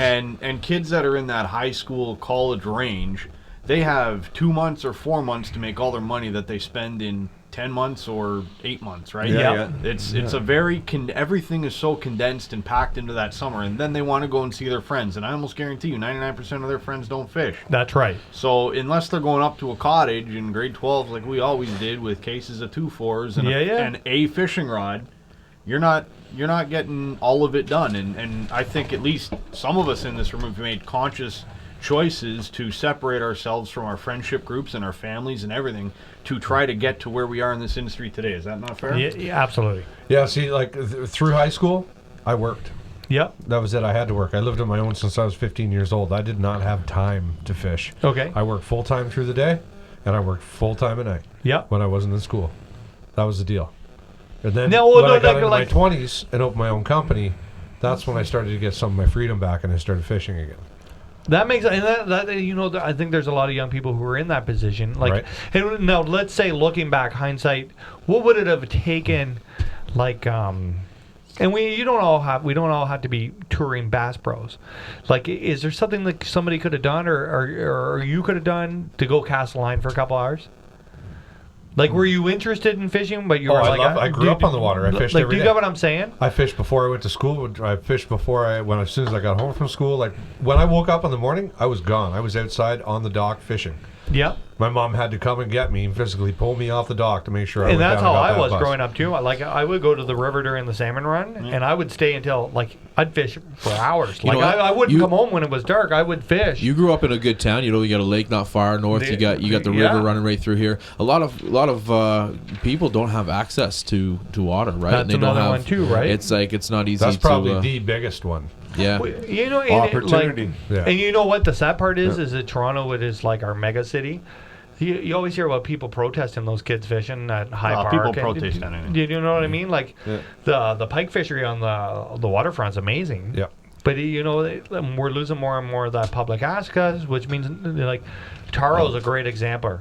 Taking the subway. I can remember, Taro taking the subway to go There's pike old fishing. videos there. His old videos, right? Yeah. Chris and Van Blight, they used to take the GO train to meet up with the Payne brothers to fish downtown Toronto all the time.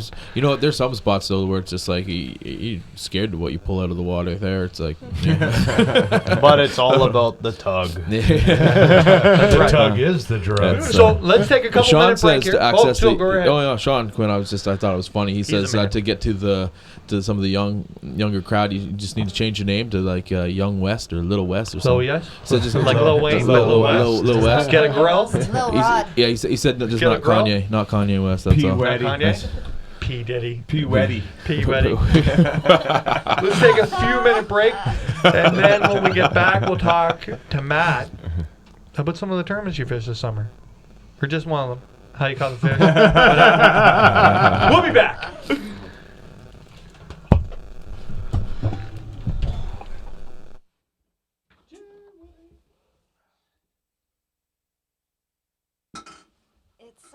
September 18th, 2018. Fall Fair weekend is over. We ended up going with the kids every day, but with the Fall Fair going on, it means my street's jammed up and I couldn't go fishing. Last night we did the FearFishing webcast. It is now on YouTube. The internet is not working at the house right now, so I can't get it onto iTunes and SoundCloud. So there's no better reason to get out of this house and go fishing than right now. Little overcast, but extremely warm out. We've had that crazy cold front last week, and now it is warmed up. It's back to summertime. We got our Daiwa Tatua Elite rods on the deck of the boat. We're headed east. Hopefully, the fish are gonna be on. About 11 o'clock in the morning, it's warmed up. The water have warmed up. It cooled down a little bit last night, but nothing crazy. Smallmouth and largemouth should be on the fall bite now. Even though you need cooler temps, I really believe that these fish know with the moon phases, fall is coming. They gotta eat. So hopefully we're gonna strike rich. We're going to a part of the Trent River. There's largemouth and smallmouth. I've never caught a largemouth there, but I've been assured there's largemouth in the area. So we're gonna go there for the day, try to catch some fish, find some techniques that are working. I still haven't retied those rods, so we have a ton of stuff to do with the day. Then when we get home, I gotta get that webcast on iTunes. What a crazy world it's becoming with the MLF starting their own bass series in the United States. So much going on in bass fishing. I just want to catch a bass. I would say we were good together. I would say Made it to the boat launch. ultra excited to fish today. After talking fishing last night for 2 hours on the webcast, I'm excited to get out there and catch some bass. I've been here this year for muskie earlier in the season. There's some gigantic muskie in here. Last year we caught some really good smallmouth. Today we're gonna do, it's noon, and on the way here our cloud cover became kind of cloud cover. It's hot, it's fall.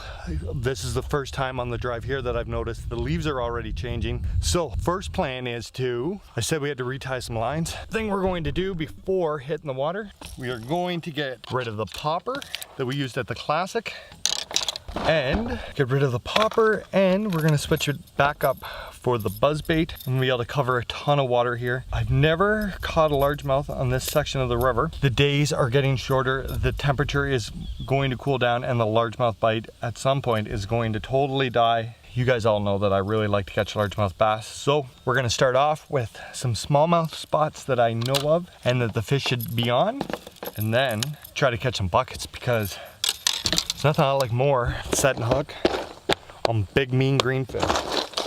It's gonna be a great day. No kids this week, so I have all the time in the world to fish. Let's go see if we can kind of figure this out. Smallmouth, largemouth, and maybe the super cool thing would be to accidentally on a bass bait catch a giant muskie. Let's see if we can make this happen. And if not, I'm just really happy to be out here flipping, casting, enjoying life. Let's do this.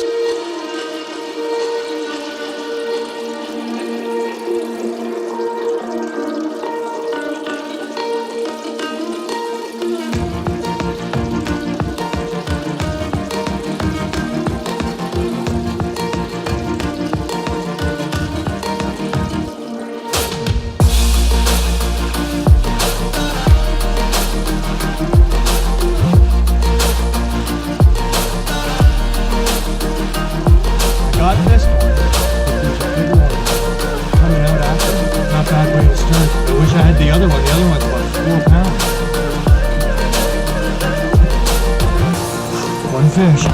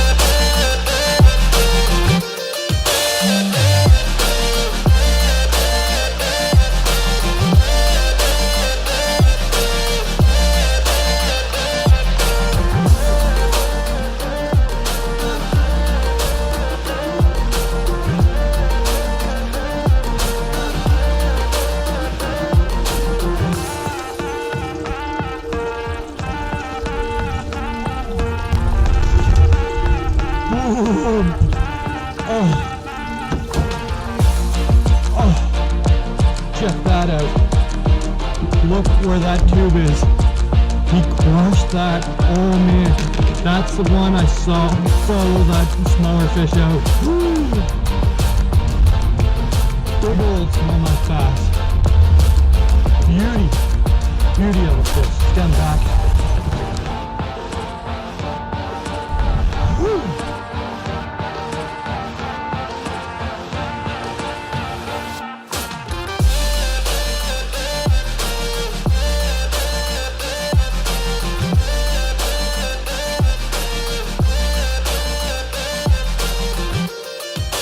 Off the water, one solid smallmouth, couple little ones to go along with it. But what I was really looking for was some largemouth bass before fall gets here, and well, real fall. It's like 30 degrees right now, Canadian. I can't remember the last time it was like 30 degrees out, and the leaves were starting to change color. It is hot, but like I said, we got one really good smallmouth, some dinky ones, but I really wanted to catch largemouth today. I was hoping here I was gonna score my first largemouth ever. Didn't happen. Now, it's around 2, 3 o'clock. I didn't fish out there all that much. The weed is ultra slimed up, so there wasn't even really a lot of places to largemouth fish. The plan now is to take the long way home, stop at Lake Seymour. The monument is kind of on the way home. Well, I can explain to Amber that it was on the way home, on about a 30 kilometer out of the way kind of way.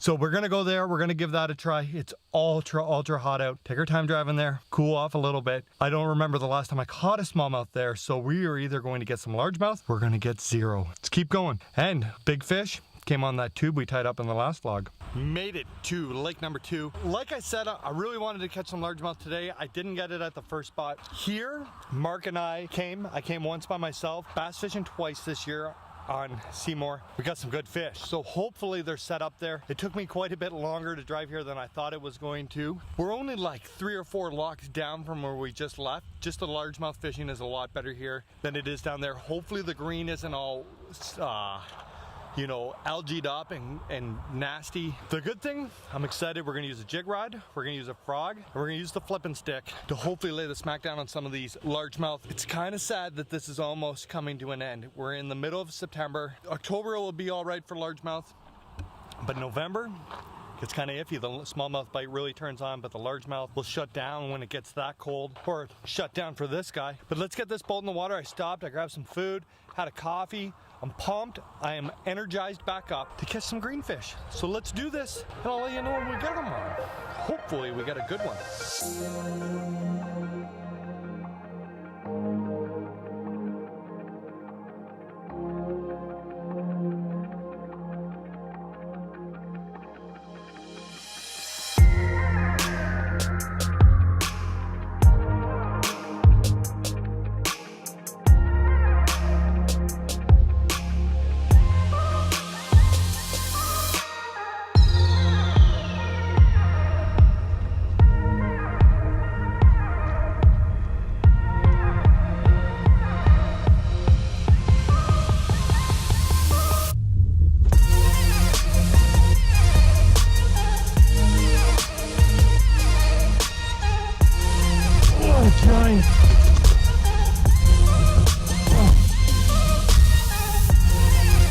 Missed him, threw it back in, and booyah!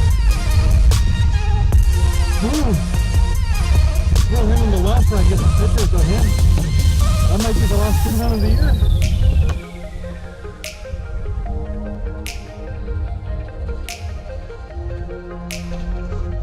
No! Lost him! Oh, that was a good one.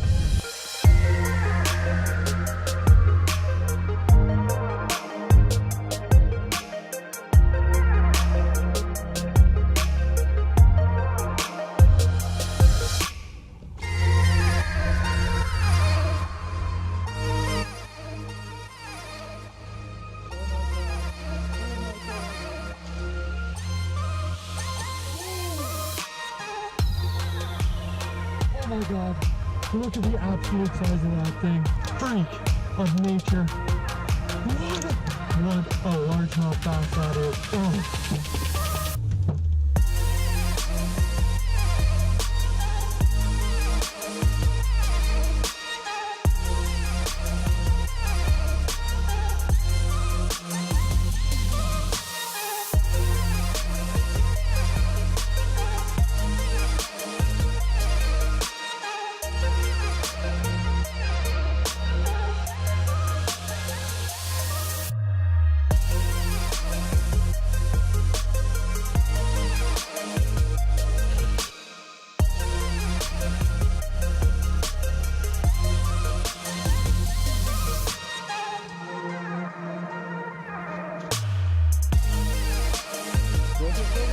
Get a blow up, you miss him, throw it back, look at him.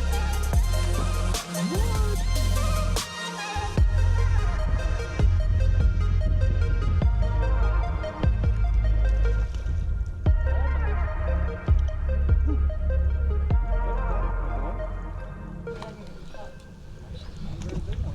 Hello, welcome back to the show.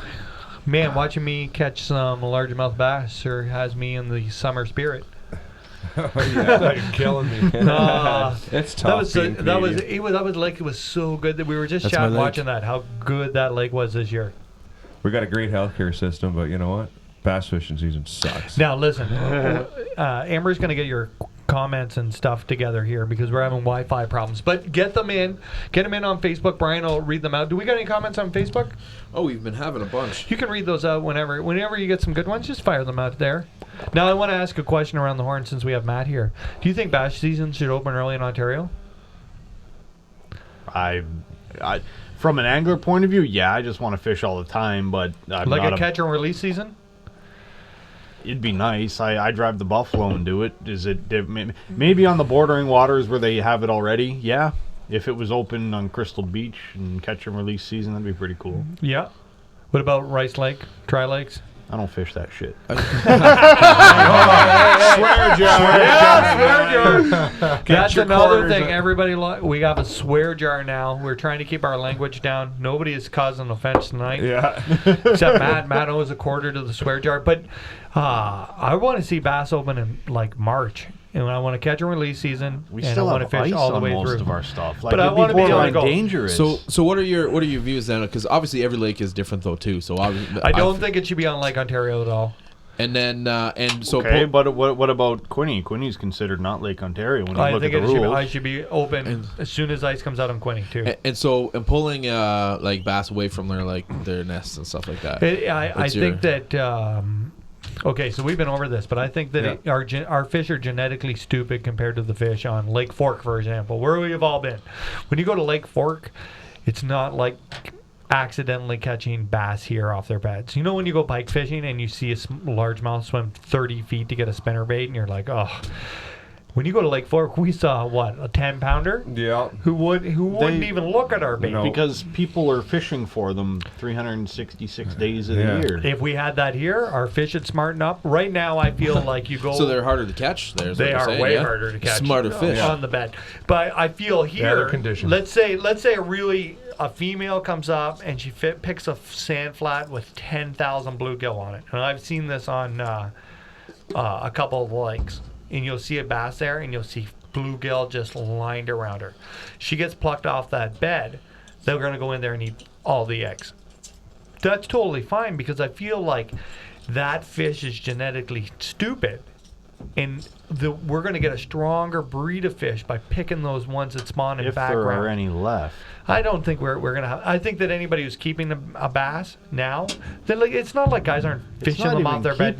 There's been videos shown of a guy pulling a fish off a bed. The gobies come in and just absolutely demolish the eggs. And that's why the fish comes back in 3 minutes. I don't think we should do it on Lake Ontario, but gobies everywhere now, though. No, totally, but I don't think that it's working in all these states.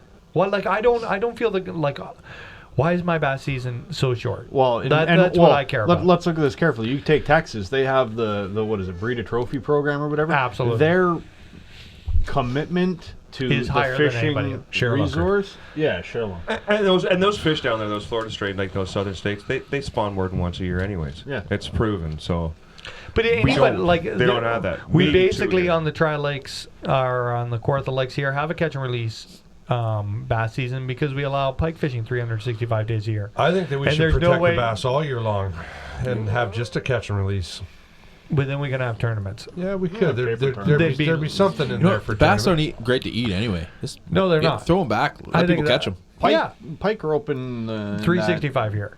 Yeah, but in zone 17. Yeah, and that's where they aren't supposed to be, right? No, totally. But if you're going the second week of April and throwing a spinnerbait down the shoreline trying to catch pike, you're just catching. You're catching more bass than you're catching pike. I used to think this. So our club there, North GTA, runs a pike tournament on Balsam Lake every year, and it's the second weekend in May. Yep. And the first year when I didn't really fish pike before this because I fish bass, like every reasonable person. No. Isn't that true? And like you're throwing swim baits and spinner baits and all these things that are bass baits just with a leader on them, right? Yep. And you're going through and you start picking up bass. Once I've got into the pike fishing kind of thing and start fishing for more muskie, there are ways to specifically target. Like last 3 years in that tournament, I have not caught a bass. So what is the secret? I got to ask that question. So how do you avoid catching a bass and getting the pike instead? They're set up in different areas. They really are. There's like practicing, I'll run into 1 or 2 bass over a 2-day span, but it's just like any fishing. Once you get familiar with the way the species interacts with the seasons, then you can be more proactive in targeting them in where they're going to be when and I was fishing a lot deeper last year than what I had been, and all the bass are pushing up tight, and that's when the pike are starting to slide back down to that first weed growth. Now that works great for the 10% of anglers. Yeah. The other 90% is throwing spinner baits down the shoreline, and they're catching bass, right? And they're having a blast of a time doing it, and they're releasing the fish, like, why not just make it a catch and release season and then let the guy take a picture of the fish? You have one or two guys that are catching bass while pike fishing accidentally, opposed to having a season completely open where everyone can do it. But it'll affect it. Straight up, it'll affect it. I don't think that just because we open bass season early that everybody's going to become a bass fisherman. I don't think that the local high school is going to pump out an extra 600 kids. No, but people put their boats in the water earlier, and that's a possibility. But I really think that. Okay, let's say if we opened it on the same day as walleye fishing. The general, like, there's way more walleye fishermen than there is bass fishermen, right? Maybe this would just take guys who are hardcore bass guys off the walleye population. I probably wouldn't go walleye fishing maybe once or twice a year if I could fish bass through that season. How many crappie guys are catching the snot out of giant largemouth? It's been so long since I've caught a crappie. I don't know why, but I haven't caught a crappie in years. I've caught like a handful in my life. I really want to go bass fishing. I want to follow them through the whole season. I want to know where they are. And you can still do that. Like I do that with a camera. Yeah, I guess but I want to catch them. I want them to be schooled up in 20 feet of water before they hit the bank. If you can't catch them in July and August, what's make you think you can catch them in April? Hey. I got 94 videos last year, and I only 2 days I didn't catch fish. One of them was a musky day. That's pretty good. All I ever catch. Think how many thousand, like, we actually looked this up about how many hours of fishing I filmed last year. But do you know what I mean? But I really. How many hours was it? I didn't get it down, but 94 videos on an average of 10 minutes a pop. So you want it open just so you can generate more content. I see where you're going here. That is a big thing too. But like I want to go bass fishing, and the best excuse I've heard ever about why it's open in Philadelphia, New Jersey, was from Brian the Carpenter, and I asked him, and they don't have any crazy stocking programs or any crazy lakes, and he was like, it's because it's none of the goddamn government's business what I fish for. Yeah, he could right, believe but that is a very American Second Amendment gun right kind of mental thinking, right? We don't have that here, but it makes a lot of sense to me. Why, if you're a Canadian bass fisherman, if you live to be 80, you really only got 40 years of fishing in because it's close half a year. Yeah, and I also sleep for 30 years of that. So. Do you know what I mean? So we're getting screwed hard. We are. Half your life, bass fishing will be closed in Ontario. And look, it's open in Sudbury. Like I know, like I can drive up there and fish. Yeah, but why should I have to drive up there and fish? They have ice until May. Okay, we can but open think in of May. how lucky we are to live where we are. There's always something we could be catching at every part of the year. That's true. You know what I mean? Like, I agree with that. There's other people that they don't. That's all they have. As long as the ice conditions are there. Yeah. I Between the really rivers, want the to ice, fish. the soft water. There's always something we can. I do. hate watching bass and FLW and this year Major League Fishing events in the winter, thinking, man, it's still 6 months away. Yep. You Right? can get on an airplane and go to Florida or Texas. Yeah, totally. And like we could pull that off. But the average kid, like maybe this is why our high school programs, if it was open catch and release in March, ice comes out, we could start running high school and college tournaments. We could start running high school pike events in Zone 17. We could do that. We could, yeah. And then you just weigh in the bass you accidentally got. I only ever There's catch a bass plan on lures. here. I only ever catch bass on lures. I'm going to teach you the way, young Jedi, this summer. I don't know why I can't. Everything else I catch, any pike I caught, any walleye. Oh wait, I caught walleye. I got a Takahiro flipping rod over there. But like, I only ever caught pike on worms before. I knew it. How weird is that? That's Takahiro. But I got a rod. We're going to do a lot of fishing this summer. Yeah. I'm going to teach you the way. Oh yeah. All yeah. Right. You're going to be blown away. Style. We're going to be way better. Is it funny that the only pike I've ever caught has all just been on worms? And a bobber? On what? You're going to need to take Sean. Sean needs to take you. Sean needs to take you. I love pike fishing. He does. I like pike fishing. Yeah. Too. They I love stink, but Yeah, that's I love all right. it. They stink. I They love taste throwing delicious. for pike. They are pretty good. They are probably the best eating fish, if you ask me. If somebody caught a bunch of walleye and a bunch of pike, and you had a guy who knew how to cut the white pike bone out, all the way. you'd never tell the difference. Sure you would. Yeah, pike's better. Never. No way. Is And that it- that video I always we were thought it was watching, weird. that young girl? Which young girl? The young girl was cleaning the fish. Yeah, she was amazing. Some of their, she wasn't that young. She was in her 20s. Yeah, Man, she's in her 20s. She was full- definitely in her 20s. Yeah, you saw that, didn't you? Man, she was flying watched it through the slow-mo. northern, and she was getting like I know guys who can do the. She was getting style points, man. Absolutely. Like she made was it cutting look fillets, artful. take the white bone out, and it was still one fillet. Yeah. Like I know guys who Yeah. can do it and cut her in two, but she was like flying through them. Why didn't you? Did you save the video? Are you gonna be able to do that? You know, she probably grew up on a lodge or something, you know, in her Oh, yeah, she definitely outfitter or worked something. somewhere. Oh, for sure. She's There's been- another yeah. one where there's a young lady slicing up halibut. They're coming Yeah, in, I've seen and that, she's yeah. just nuking them. Oh, yeah, too. I've seen that one. Just flying through Yeah. them buggers, eh? Yeah, right on the boat. There's a bunch of dudes in the background just staring at her like, oh my God, dream woman. She's smiling, blonde hair flowing in the wind. Let's get back to tournament fishing. You want a tournament this summer? Sean said that she was hot. Sean who? Quinn. He- He also says that he should fish for pike more because he can't catch bass whenever he wants. or walleye. When he wants. So just throwing that out there. You and Mikey Gray. Sean, do we have an opening day date again? You guys can just come with us since you guys aren't going to catch any of our fish. You want to turn it? You just come, follow. That's a Camera good boat. day. They probably, I bet Sean Quinn were on camera. Yeah. What was this, your opening day sturgeon excursion last year? That was No, a rice. walleye. Opening day at Rice, Rice? and we pounded them in front of Sean. No, well, this Sean too, but the other Sean too. They were in a different There's boat. another Sean? I don't know another There's two Sean. Seans. Sean Quinn. Sean Oh, Quinn. that Sean. He was all about that rod. What rod was it? Do you remember? It's a Tatua Elite, and I want to say, So I'm getting shocked right now, big time. So I want to say, Oh yeah, you got the tense It machine might be going. an, there. the Dr. Hose, well, the Pulse. it might be Yeah. a versatile rod, but whoever had that in their hand just wailed the snot of them. And it was And the even rod, it was too. the rod because I switched rods and I got a few more, but like Sean picked his game Yeah, right it was up. the rod. 'Cause he's smashing them, and I'm like, it's the rod, man. He's like, it's not the rod. I'm like, give me that rod. Whap, whap, whap. He's like, okay, it's the rod. So what about the rod?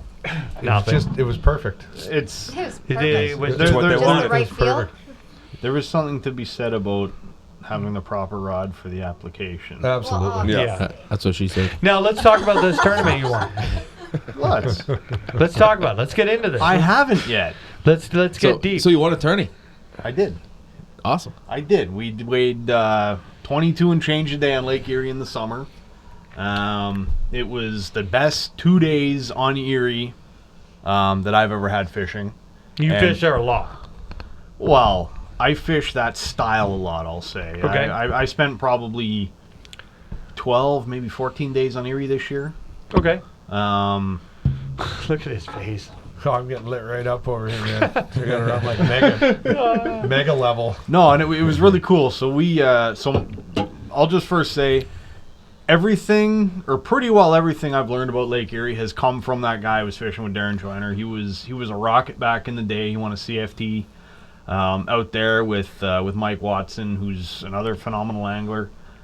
So I have a very deep well of knowledge that I can draw from when I go out there. And you notice that there are days when I go out there and I try to do my own thing because I only catch one or two fish.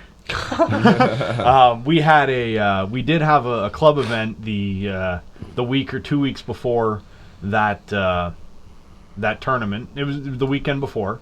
Yep. On the Sunday, and it was kind of the first time I went out, fished my own spots with my own game plan, and I came in like third with 21.8. Wow. And I'm sitting there going, that's third place? So 21.8 anywhere is pretty hard to do. And Yeah, you get for the- sure. Yeah. And if you remember that little stint there in the summer, the water got really hot really quick. And we just kind of all fished a little bit deeper than what we did. I was fishing a pretty common, fishing off Point Avenel. Caught 5 fish there pretty quickly, and it didn't really yeah, it just worked out, and I was pretty happy with that. It was kind of sad that I got third with the biggest weight I ever did on Erie at that time. But yeah, no, Darren and I went out. We took the old icebreaker Lumacraft out. The weekend before was pretty bad weather to be out there. I think we had like 4s to 6s crossing. So he lives at Mohawk Point, and we launched there at Mohawk Bay, and we drove right across to almost Dunkirk, and fished around and idled where you're going up and then down and just watching the graph. And there was not a lot of fish until you got kind of past that, past Sturgeon Point going east. Come back around. We found a couple pods of fish kind of in front of the mouth of the river on 2 very separate pieces of structure, but we were looking deep, like 30 is kind of what we were starting, and then deeper. And we were out there all day, and then started to make our way back. This is actually the Saturday beforehand, and it was one of those, we're driving over this spot, and Darren said, hey, let's take a stop here, and marked a couple fish. We were kind of going over it in the rough water and like 30 miles an hour, so we stopped. I casted a big tube out. It's a big, like 4-inch bass magnet spanky tube. It's a much bigger tube than what I normally throw. And I'm kind of, if you see me fish ever in these big water smallmouth events, I run my boat, like I drag out of the front and I go backwards. Okay. What I do is I have that side image hummingbird on the back. Yep. So I know what's going to be on either side of me before coming to. Right, going to it. And then I watch below my boat a split screen of the down imaging Mega and the standard sonar. With the both of those, you can differentiate kind of how big the fish are when you look at the mark. So I've kind of gotten really good with the electronics. I've used several brands over the year. Now I'm on those Megas. They're incredibly clear. That side image is unbelievable. So I'm back. I back troll essentially with the wind or the trolling motor. So I'm dragging behind, and I get a hit. And when you get a hit on a 4-inch tube in 50 feet of water, it's not a little fish. It was It's a 5.6 or a 5.8, big fish. Wow. Then are you throwing a heavy tube? Is it like half ounce, that's 3/4 ounce? That's an interesting three quarter. Yeah, 3/4. 3/4. You try to knock them out, and you just net them off top of the water. It's pretty easy. There you go. That's a good question, though. Yeah. Yeah. So, and actually, here's one thing that I will say. I only stuff tubes with football heads. Okay. Do you use rattles? Make them look like gobies? Well, and your hook point doesn't roll over. Do you use rattles ever? No. Nope. Straight up. Just straight up. I stuff as much scent in it as possible, though. That makes I do that too. What's your scent of choice, Matt? No. Text me later. Too far. Text me later. I throw a lot of the BioEdge Goby. Yeah. Nice. Yeah. It smells disgusting. It works. Tournament day comes. Well, we weren't done practice yet. Okay, keep going. This was the whole magical part about it. Okay. So I catch that 5.8. Darren nets it, puts it on, and we look at it and go, holy swear jar. And put your money in. His rod, you can say his rod drops to the floor, almost goes out of the boat. He lifts it up on a drop shot, and it's another 5.6 or whatever. Yeah. So it was it's there. 14 seconds between, and we take. I got harassed because we're taking a photo. I'm holding both fish in that blue Cabela shirt there, holding both fish, and I fuzzed out my graph because it's just a huge GPS thing, right? Yeah. And I actually texted that to my buddy Mike there, and I said we're gonna win the B1. No way. Like the week before. Like when you get onto a school of fish like that, if they stay, you're good. You're good. You're good. You're good. So we actually didn't practice after that. I went back to work for the week so I could use the days off at a later date. Darren went walleye fishing.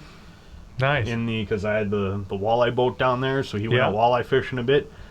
And I showed up and we went fishing tournament day. We had one spot. So you had all your eggs in one basket at this point, basically. Correct? 1 1/4. We had two other little pods of fish, but they were in popular areas, so. Yeah. You weigh in giant sack day one. Well, 5th place. 5th place. Kind of sneaking under the radar. What was your day one weight? 22.3. 22. So that became your biggest bag ever on Lake Erie. On Erie, yeah. On Erie. Yeah. On Erie. Day 2, you roll out. What'd you weigh in day 2? A little bit bigger than that. 22.8, I think. 22.6. You go, win the B1, and then it wasn't over. Well, no. It was for a couple days. It just began. It was for a couple days. No, let me talk about the tournament a little bit.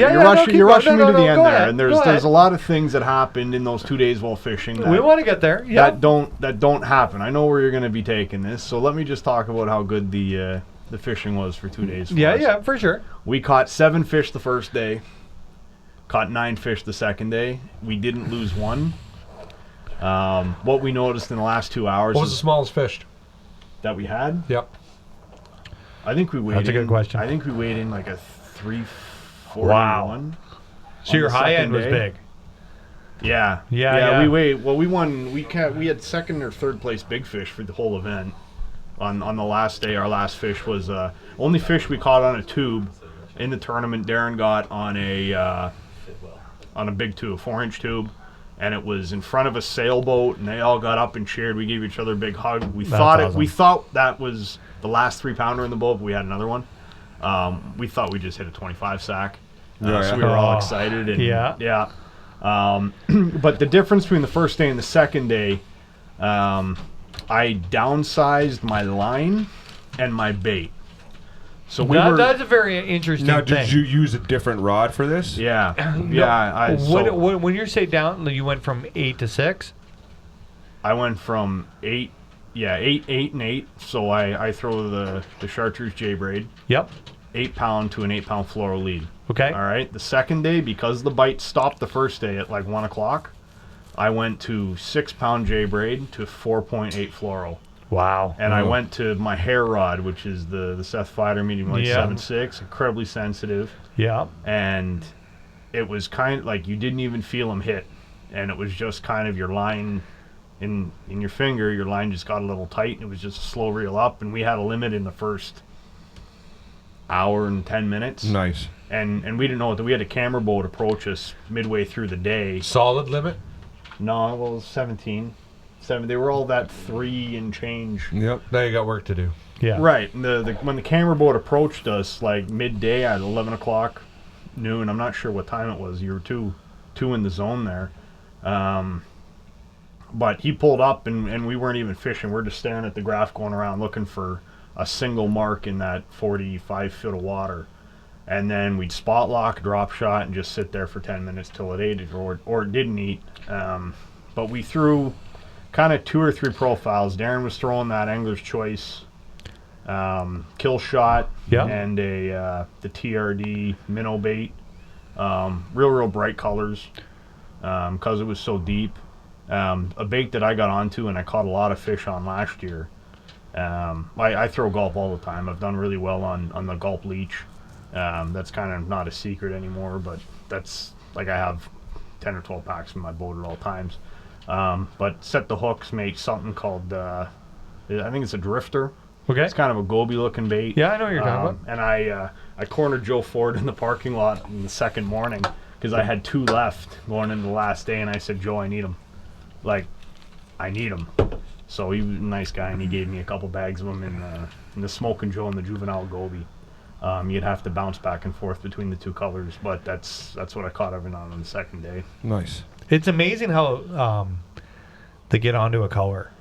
Like when you're really working something and you found something special, color means everything. Yeah. And changing colors, like having a backup color, even if it's just to get one more or to break it up. It's funny because like Darren and I have become really, really close since this event, and it's funny. I've always told him going into these Lake Erie events, whether it be the early season 2 fish stuff out of Buffalo or the midsummer stuff for the fall stuff, like my confidence is in him, and not saying that I don't have confidence in my abilities out there or in the game plan, but when Darren gets into an area and he's like, it's gonna happen. It's gonna happen. Yeah. And for a guy that lives on that body of water, and just to be like, we were both just so in tune. Like he gets a fish, I net it, I have it fizzed and in the water, and then we're kind of right back to whatever we just caught on, we kind of replicate it backwards. Now you're fizzing every single one of your fish. You're fishing so deep, right? Yeah. Like right away? I let them sit for 5 to 10 minutes. Okay. In the well, get them out. I don't really like the fish touching the carpet, so they go from the net. I thumb them right away. I get the hook out as soon as I can, and in the well. But I'll kind of like keep an eye on them for a couple minutes. Okay. I don't go back to fishing right away. I'll actually sit with the fish. Yep. I'll watch it. I'll see how it reacts. Of course, they're gonna. Do you fin clip it at all? Sorry. Do you fin clip it at all? No, you gotta poke them. You gotta poke them. The fin clips can well. Well, for the first couple minutes, I'm just wondering if you fin clip them, set them in there, and then pull them just get them back in the water and kind of equalize. And he's definitely going to be belly up and pull them out. And some of the big ones you got to do twice, but it's what keeps those fish alive, and that's what. That's good. That's your goal right there, is to keep those fish alive. It's hard. And like Matt said, he stops fishing and really takes the time to take care of them. Yeah, that's right. We have like that tournament that we were playing at the beginning of the episode here. I have a Yeti cooler, and it fits 5 bags of ice in it. And every single smallmouth tournament, even into September, you bring ice with you because these fish are coming deep, right? Yeah. And it's 10, 12, 15 degrees colder than what the surface temp is, and we're just pumping water into our life. You got to keep that cool water, keep them happy, and they stay alive for you. It's interesting about the fish. Like that was a good question about, do you do it right away or do you let them and that makes sense of throw them in your live well, watch them, but let them do their thing, settle down. Yeah. You know, do you ever have throw them in your live well and they're fine, or do you have to fizz them? Have you ever had one that just flipped up and it didn't seem to bother him? Not that deep. No. No, not that deep. Now here's a question. If you were fun fishing and you get them back right away, do you got to worry about them? You can. Quick enough, you can get them back if you just got them right back. Yeah, you can get them back in. They'll jam right back down to the bottom, right? Well, you kind of like rocket ship them, right? Yeah. So you get their nose in and push them, and they'll go down. Some you'll see occasionally fish pop back up, and then you fizz it right there. But if you nose them down and kind of give them, they'll go, and then you'll just see his tail start going like this, and he's submarine bound. Now, for everybody who's listening and doesn't know what you're talking about, give them the 20-second on what fizzing the fish is. So when you catch a fish in such a deep of water, they have an air bladder that regulates how they sit in the water column. And when you bring them up too quickly, it expands, it hits or squeezes against their organs, and their body doesn't function properly. So we use a veterinary needle. You can get it at TSC. I use a 18 gauge, 1.5 or 2 inch. And you can look on YouTube how to properly release that gas from the fish, and it saves their life in the long run. Bruce Tuff's got a good video. Yeah, he does. I fished fish on Lake Ontario and Erie. Yep. But the first time I ever had to do it, Marley and I were fishing Bancroft, and we caught largemouth in 32 feet of water. And I happened to have a fizzing needle because I fished a tournament where they were giving them out. And I had it in my center console, and I got the YouTube out, and because they weren't sinking right, you try to let them go, and they were floating. Threw them on my live well, did the couple minutes how-to, popped them, did it done, and that was the first time I'd ever done it. But as soon as it works amazing because they were not going down. In club tournaments, I've had guys call me and be like, "Hey, walk me through this real quick." And it's not hard. Cool. Matt, how important is spot lock to you now that you take that time with the fish, and you're gonna? Does it matter to you to stay on too. There? Game changer. Yeah. Game changer. It's I fish out of the back of my boat too. Like when I'm going around. I'll stand at my console and drag out of the front so I can watch both graphs, so I'm controlling the whole way. Or when I'm early season fishing on Simcoe, I'm standing up, like I'm running that big Lumacraft, right? So I'm standing up on the plate where the trolling motor's mounted, and I have the remote in my pocket, and I'm using that to control where I'm going. So spot lock on something, you're there. It's you don't move. If you guys get any questions or comments through here, just jump in here. I'm just Learning. Or Amy. My mind's still blown about this whole fizzing thing. I've never heard of that before. Yeah. That's new. And I saw Matt mention something on the chat there, but you got right to it before I even had a chance to ask. It's important. And I wish I would have known more about it than the first time I had to do it. I was a little nervous, but it went well. Yeah, when you're sticking a foreign object in any... What do you think the shallowest is that you've got to start fizzing fish? Depending on how fast it comes weird. up? With that mentality, you can. I've had to fizz fish come out of 12 feet. So you got to watch them. I caught some fish on Lake Ontario that were in some current that that needed fizzing, and they were like 16, 18 feet, and they rolled right over in the live well. And they needed fizzed. Mine's still blown about this fizzing thing. Is there any other species that you fish for that you have to fizz? Perch. Yeah. Perch on Simcoe. Spring perch. They you get it, or even through the ice sometimes. You see the air bladders coming out of their mouth. Yeah. You see that with Lakers and whitefish and stuff too. Sometimes they can correct themselves. Yeah. They burp. You know, when you set hook on whitefish and all the bubbles start coming up, they're farting. And you can hear them. You can hear Lakers going when you rub their belly. You'll hear them. They're cool, crazy fish. You'll see them even too when they're coming up. They're just huge bubbles there in your ice fishing hole. Tasty too. They are pretty good. We're going to see some this weekend, aren't we? Yeah, we were going. Okay, let's get back. So I've caught some catfish that made some really funny sounds. Yeah, catfish are crazy, psychopathic animals. I remember catching. Were they from Oshawa?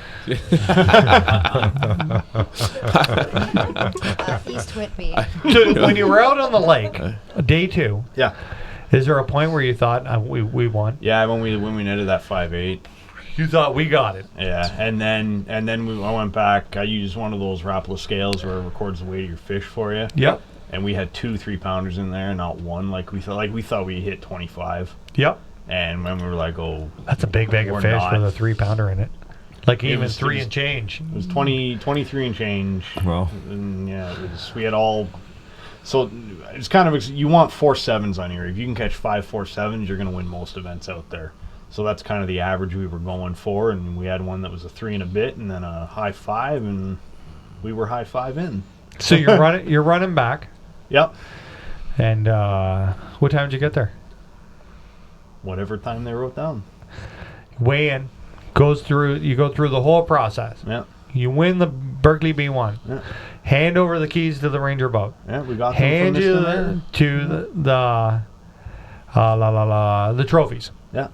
You're heading home. You guys each made videos on social media. I didn't. Darren did. Darren did. Thanking everybody. Yeah. He was almost in tears. I watched it at the FLW Canada parking lot during the wind delay. Remember that? When we had the big wind delay, we weren't blasting off? That's when I watched the video. What happened next? Nothing. Just for a couple of days, it was good. It was quiet. Yeah, we had a brand new Ranger boat. Yeah. And that's about it. We got a phone call a couple of days later telling us that there was an issue, and it's still an issue, I'll say. It's still an issue. Now, the issue was, and correct me if I'm wrong, the issue was that anglers had complained that you got in late. Won't comment. You had clarified with them, everybody who organized beforehand, and everything was legit. Before you as soon as you got back to weigh in, everything was dealt with, no? You know what I'm saying? You know what I'm saying? Like you were shocked to hear any of this when you got the phone call saying there was we were problem. Shocked, yes. You were shocked. Yeah. It's still ongoing too. That's the thing. Like that man. That's like, well, how did you feel when you said the weekend before you're going to win the B1? You guys were on top of the moon, and when you got that phone call that there was going to be discrepancy, what was the first thing you thought to yourself? Like, did it just suck the sails out of you? Do you know what I mean? Truthfully, yeah. Like it's 5 steps of emotion, right? Yeah. It's it wasn't a good feeling. No kidding. Yeah. I know. Was there a check-in boat day 1? Was there supposed to be a check-in boat day 1? There was no visible check-in boat day 1. Was there supposed to be a check-in boat day 1? I would think there's supposed to be a check-in boat with every tournament. Matt said there wasn't a check-in boat. online. So here's the bummer. And we won't bug Matt with too many questions about this. We'll talk. That sucks.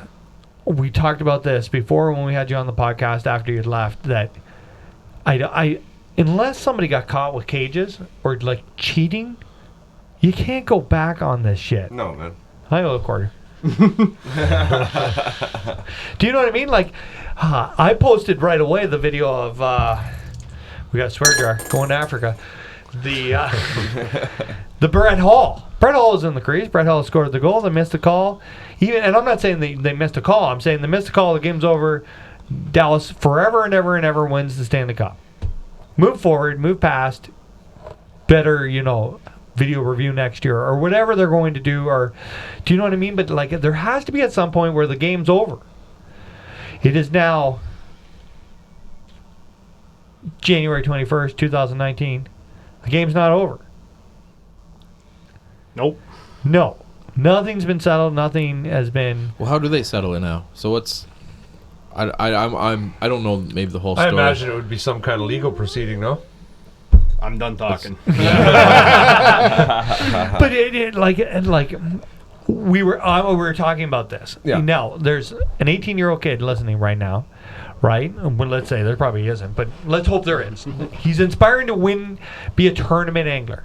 He listens to a story on somebody who pre-fished really hard, who caught the biggest fish in the tournament, and then 3 days later had it all taken away, or all this bullshit happened. Quarter. Right? Like, do you know what I mean? Why would he sign up to fish tournaments? Who contested? Like who? Well, that's a good question. You can't say? Do you know who contested? Yeah. No. All right. What? Okay. My point of view is very cut and dry. It's on mattpezzeta.com. Everyone who has cared to read it already has. I read it a long time ago. When you did, like, that sucks, right? Do you know what I mean? Like Professional sports. Matt Kelly said you guys earned it, and Mike said you guys didn't do anything wrong. As well, you guys. And that's perspective. I don't think they did anything wrong. I think that if anything, we have a clerical error. Looking at facts right now, we showed up to fish a tournament for 2 days. We caught 22 and change a day. Nobody else hadn't, and all I know is that we caught 5 fish each day. Now and this is this is the shitty things that happen in fishing tournaments. I'm like, people complain. People aren't happy about who won. People aren't, whatever. This happens all the time in tournaments. Mike Williams would they win 2 in a row, and they start getting chewed out on in the internet that they're cheating. Yeah. Those guys aren't cheating. Those guys are fishing. Do you know, like? But it's the screw. Like, this doesn't happen. It shouldn't in professional fishing down in the States. There's no way that they deal with it. Brandon Polnick got disqualified from an event. Remember that when he called in Wisconsin instead? They dealt with it right away. Do you like? We're months and months and months after the fact in a sport that we're trying to grow. That we just had a huge conversation about how we get young people into this, and this part sucks. This is the part nobody knows about. Yeah. Right? It should have never happened. It doesn't happen too often. This no, but it seems to be becoming more and more. It wasn't that long ago that we had 2 assholes cheating.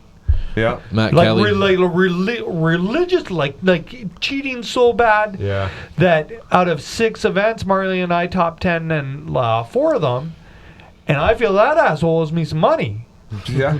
Right? He was a lot of people money. That's different. That is different. They were cheating. So, but since that time, we have this atmosphere that everybody's cheating here. Do you know what I mean? Yeah, everybody's all paranoid. It's almost a sin. They had to do. Corey and Chris had to do a lie detector test. Yeah. Anybody who thinks Corey and Chris is cheating is fucking crazy. A lie detector test. Swear jar. A lie detector test, eh? Matt Kelly also said that this was the most unorganized tournament. Yeah, you know what I mean? Like, who would in their? So Corey and Chris somehow made the Bassmaster Elite Series. And you think they need to cheat to beat us? No. I fished with Chris in 2008. It was for a pro-am. I was fishing as an amateur on Sturgeon Lake. And Ian's getting more quarters ready here, but no, I got loony. No, they are the deal. I'm gonna go on a tyrant. They went out. Who's the J Bros? Who's the J Brothers? Johnson Brothers. Yeah, someone's saying that they're cheating as well. Or something. No, not happening. I've fished with Chris, and to watch it's jealousy. That's what's going on here, right? The prep work they do outworks everything the four of us could do in a week. They are on the water, it's all they do. They're going to be better than people because it's all they do. And this is fishing here. We talked about how we get people in. Fishing is an ego-driven sport. Even the worst one, because even if you don't fish tournaments, it's all about, even the guys' weekend, it's all about who caught more fish, right? From the very beginning, even river fishing, I went 9 for 12, or I went 10 for 15, right? We keep tracking this sport. There's a huge jealousy problem here. I hear shit about myself, and I could show you so many memes about me that I got saved on my phone. And do you know, other people care more than when I don't do well at a tournament than I care. Yeah. Right? I don't give a shit. We sucked at it. I told people straight up before the FLW even happened that this is not looking good for us. We usually do all right on the bay, right? I feel like if everything was all right at this event and they gave over the check in the boat and everything was going good, the only possible way that people could have changed their opinion is if there was bitching and crying. Everybody got home and the phone call started. That's exactly what happened. Someone makes enough noise, right? The phone call started, right? And then somebody has to, then there's a decision to be made. Do we side with this group or do we side with this group, and what are we going to do moving forward for our series? Do you get what I'm saying? If this has got so out of hand that Andy has to charge everybody, the CSFL's got to charge an extra $10 or whatever it was, to do the lie detector test. That's good though. It is good. That's great. It is good because it'll deal with the problem right away. But how do we get to this? Do you know? We didn't need this before. Mm-hmm. It sucks that this is not the Bassmaster. Money's involved, I guess. This is not the Bassmaster Elite Series. Everybody's working for the week to pay for the weekends, and we still this. There's more drama in this than there needs to be, right? There's not there. There could be more camaraderie. It's very cliquey, these tournaments. Do you get what I'm saying? You show up, and these are your buddies, and those are your buddies, and if this guy wins, and this group hates them, and if this guy wins, that group hates them. That's competition, though. It is competition, but it's petty. You'd never see that on the Elite. Skeet Reese and Mike Iaconelli hate each other's guts more than anything. It is, or Kevin and Ike fighting on the water. And then they shake hands and they do podcasts together and they talk to each other and they support each other because it's good for business for everyone. Mm-hmm. This industry is not growing because of petty shit like this. I put $1 in. 50 cents. Do you know what I mean? It's sad that we're having this conversation, and it's not just sad for Matt. It's sad for fishing, and it's sad for that tournament series, right? Who wants to fish a tournament series that you got to deal with this? Yeah. That sucks. There are some very good things about that series, though. Well, that's good to say. I fished the first two and I had a great time. I have nothing against the series. The payout's good, no? It's scalable, It's right? awesome. If you have a lot of people, they do a great job marketing it, and a terrific job. It's that's the appeal of it. It's very, very well promoted. It is very, very well promoted. Incredibly well promoted. It is. And I can't see that the organizer just got up on Tuesday or Monday or Wednesday morning and was like, I'm going to do this. No. There must have been some, there's some story of this that we're not getting, of complaining or arguing we shouldn't have that. I wish we didn't have that in that sport. I wish as soon as the tournament organizers, not just the one involved in this tournament, all of them, as soon as I hand out this check, it's over. It's over. It's done. Done. Don't comment me unless you're going to tell me what a great job I've done. So, I think maybe how long can you go? How long can you go back? Pardon? Because how long can you go back? So if I missed, I don't know. I can't get that Stanley Cup back from Brett Hall. Right? Like, Do you know what I mean? Like, we played hockey. yeah. Bad call in hockey, lose the hockey game. Oh, yeah. You don't get to scream the rest of your now life you see about it. it. It just is what it is. In the Leafs game there, actually, the other day, or last week, where Yep. after it had to be a good 30 seconds after they crossed the blue line, the puck changed hands, changed possession, right? Yeah. And they go back. The goal goes in, so now they're gonna they gotta go back and check it, and they go upstairs, and sure enough, they end up taking the goal back. These are all conversations that are involving bad calls by officials, not changes after the fact. Okay, bad calls during the day and calls after the fact are two separate conversations. That's right. Like, and in this conversation, it's like that happened in the Leaf game, and then 2 days later they phoned it in. And they were like, the Leafs actually won because the goal was taken away. Yeah. It's bad for the entire. Yeah. It's bad for everything here, right? Is it? What do you That's mean? what the officials are for. Is it though? Like, there's going to be. Let's use Major League Fishing as an example. Someone coming and decimating the best series to ever come along, be the Elite Series. Yep. They are making extreme changes based on issues. Okay, hold on. They're making that's smart. extreme. The MLF is making extreme changes in fishing based on issues unseen by the public in BASS. Yes. So every problem that gets looked at and rectified, especially when it takes, fucking 5 months to look after? Put a quarter in there. Another quarter. I got you covered. Especially when it takes that long to look after, there will be positive changes in the industry from big changes. That is a very good point. It's something I didn't think Yeah. about. And maybe it gets written into everybody's rules that when I say it's over, it's over. I guarantee you any tournament in Southern Ontario will have very clear instructions on blast off and check-in because of this.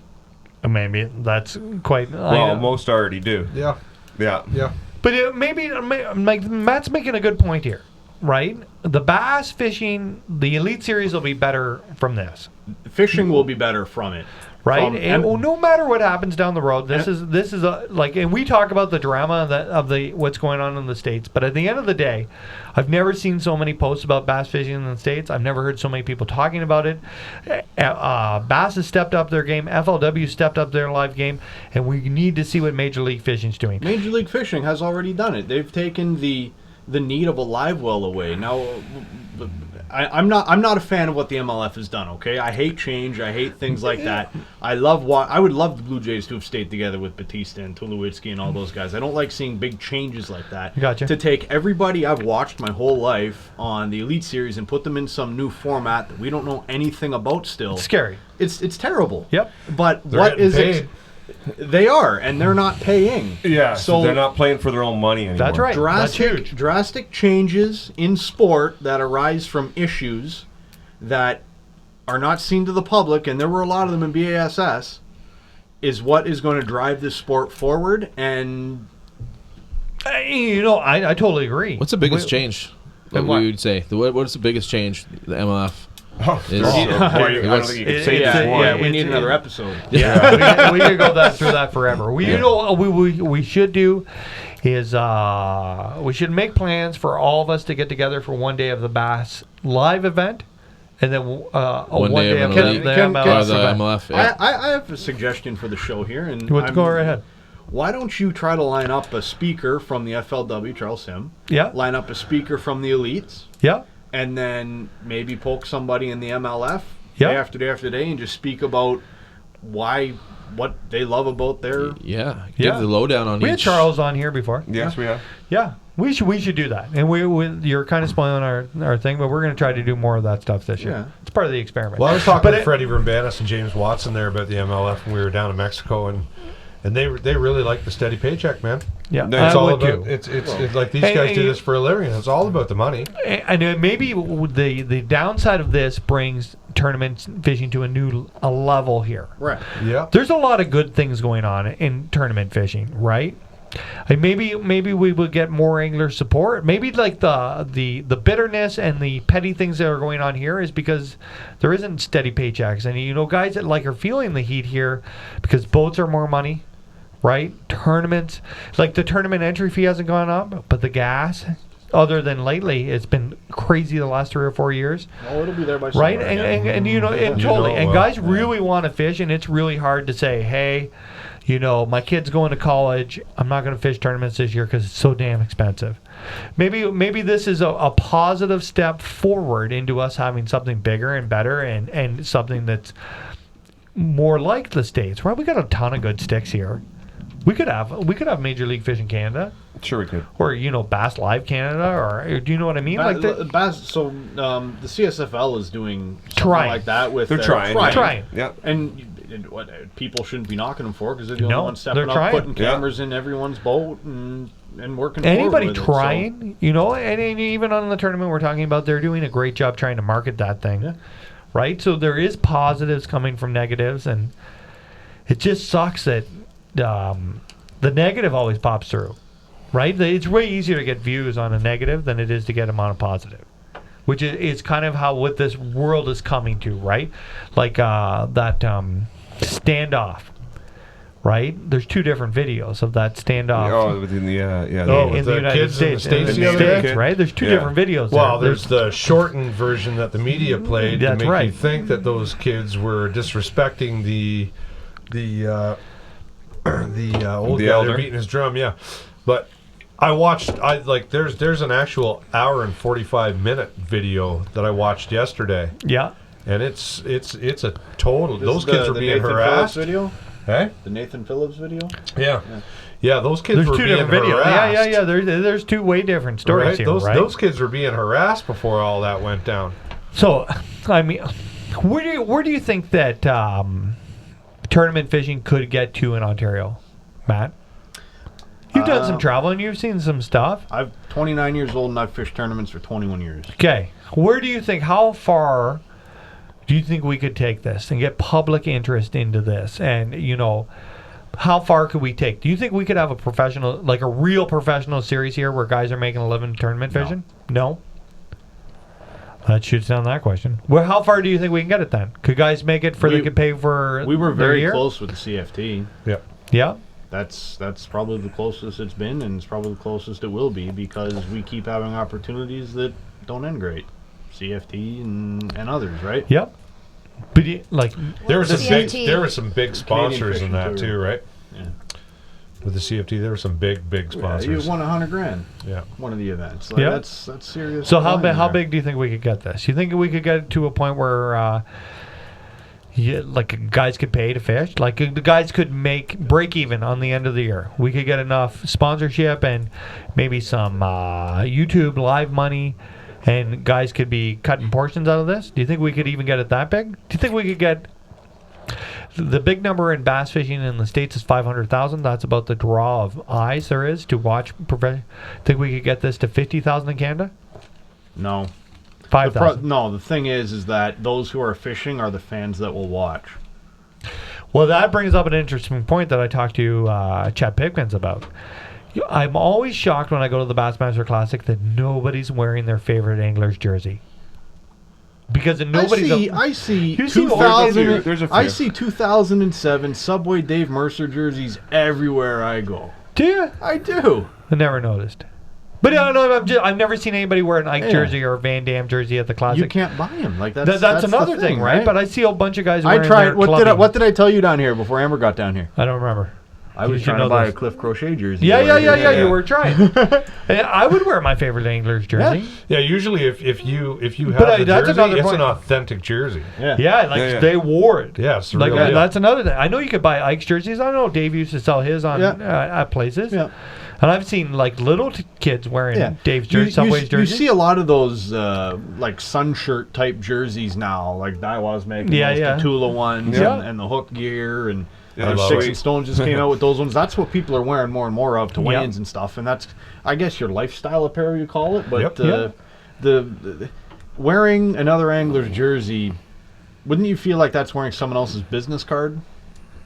Yeah, a little bit. Not if I'm a fan. No, I would have no problem wearing an Austin Matthews jersey, and that's kind of his business card. Or do you know? I feel like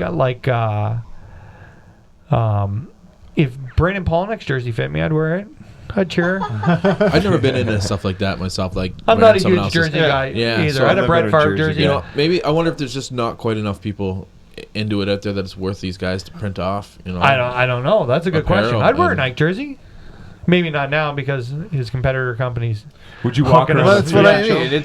But like let's say that I had nothing to do and I wasn't filming videos and it was 10 years ago and I could have went into a store and I always really looked up to Ike and I saw an Ike jersey there for $80. I'd have bought the Ike jersey. I got a question for you, Ian. Yeah. I ran into you. We were all at the Classic last year. We didn't go down together. No. There were a lot of people wearing jerseys down there. Why weren't you wearing a Fear Fishing jersey down there? Oh, because I can't stand it. What can't you stand? I don't want. Like it takes. We had whole discussions. Yeah. We're wearing Fear Fishing apparel. Yeah. Well, we wore hoodies and stuff, right? But like that jersey. Yeah. Man, you know what? Like my tournament jersey, I would put it on 2 minutes before I weighed in and take it 2 minutes off. Why? Because everybody's doing it. Because it used to be really cool. Okay, so here. I don't know how we're getting. All right, here we go. No, this is why. Yeah, okay. Let's hear your take on it. I worked really, really hard to get my Daiwa jersey. Okay. And I see jerseys now as that they're just a dime a dozen. It doesn't mean anything anymore. You can just go and call up this company and say, I want Daiwa here, Rapella here. I'm going to put Shimano across the bottom, right? I'm going to print up these hats. I'm going to put my name on the back, and I don't have a boat. It'd be cool for you to wear your favorite angler's jersey, but all that shit on your jersey you worked so hard to get, you wouldn't wear around the Bassmaster Classic? Yeah, but I'm not there to fish. I'm just a fan. And that, like my ego's not there where I need to be the star here. Cool. I drove all the way here to watch all you guys fish. We were every day. What's it called? Listen, if I had a Brent Naylor jersey, I'd have worn it last year, no problem. Do you know what I mean? If I had an Ishran Mo jersey, no problem. I was there to support our lads who I worked hard to get there, right? But I feel like I don't even like wearing my jerseys to tournaments here. I'll wear my Tatula jersey, like my sun shirt, but I never made a jersey last year. Right, and it was brought up, why don't you have a jersey in by companies? And I was like, I don't want to wear it. I'm being straight up. Yeah, no, that's fine. I'm weighing straight up. I do not, and I'll have to get a jersey made this year, but I'm not a guy who wants to go. I would wear it to a fishing event that I fished. If I was going to a fishing show and working for that company, I would wear it. But I'm not going to wear it to the grocery store. And I'm not going to wear it down to the river. But that's where I see them, right? I just think it's silly. I think that I don't know why anybody would want to wear a jersey and advertise for a company that they're paying for. It totally takes the principle out. There's no sponsoring. Do you get what I'm saying? I'm so lost in what you're saying because I just asked you about your sponsors that you worked hard to get. But I'm talking to other people who just print the jersey on. They watered down the appeal of the jersey for me, right? So the watered down jerseys is making it. I think that it's way cooler to just wear a T-shirt now than it was a jersey. But if I think I've heard the term patch pirates. That's right. When I first started, I wanted a jersey so bad. And now I don't like them. I couldn't care less. You work so hard to get these. But I wear my Tatula shirt and I'll wear my Tatula jacket or anything else those guys send me. No problem. But am I going to march around the Bassmaster Classic? Because I feel like here's a great example. I was outside of the Bassmaster Classic. I've got to meet Seth Fighter a bunch of times. So Seth comes out and he's like, "Hi Ian, how are you?" And he was having lunch with the Daiwa guys and he come out and we were shooting the shit. Was I with you? I think you were with me. No, so I'm talking to Seth and Seth doesn't have his jersey on, right? And I said, "Why aren't you wearing your jersey?" And knowing Seth, he had a cigarette in his mouth and he said, "I don't want young people to see me smoking." He's like, "They're going to see this jersey and they're going to look at me and they're going to think this is cool and it's not. I don't need to wear my jersey. I'm not working right now." And I said, "Why do you think all these guys?" And we're watching them parade and this is in Houston, to the Bassmaster, to Minute Maid Park. So why do you think guys are wearing their jerseys? And Seth was like, "I think it's just for the young, kids, stop and ask for their autographs." That's it. It's the most important marketing tool we have as an angler to show off the people that support us for the 3 minutes a tournament we get to show them off. Totally. And I get that part, and that's really important. And it's really important that you're wearing the show. So I feel, here's my opinion. If you're fishing the Bassmaster Classic, you should wear your jersey. If you're working a booth at the Bassmaster Classic, legitimate for a company, you should wear your jersey. If you were on a high school or college fishing team, you should wear your jersey. Everybody else should leave them at home. Because this event is not about you. Yeah. Right? I didn't wear my jersey to the boat show.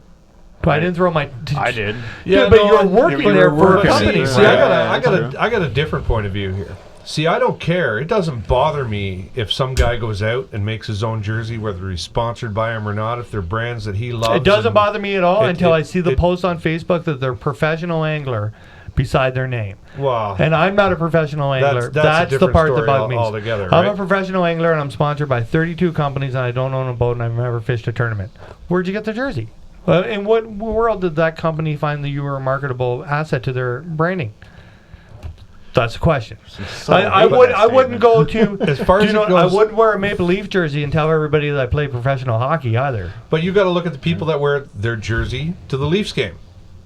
They're doing it in support of their team. They're absolutely. But if you wore a 93 jersey in the Scotiabank Center, and instead of saying Gilmore on the back, it said McCall, you'd be the biggest douchebag in the place because it's not your jersey. What do you mean? It says McCall. It is Toronto. I got one of those. Do you really?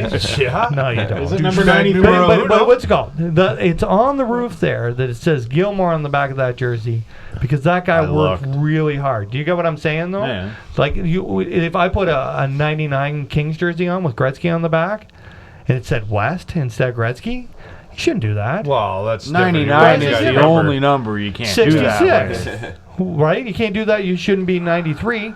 And wearing that in Toronto. But who says you can't be number 93? 17 is one of my favorite numbers. Right. But do you have a jersey that says Clark? No, I have a jersey that says Clark. Joseph and 31, and it. That's right, but Joseph, that's his number. Do you know what I mean? That's that guy's business card. Yeah.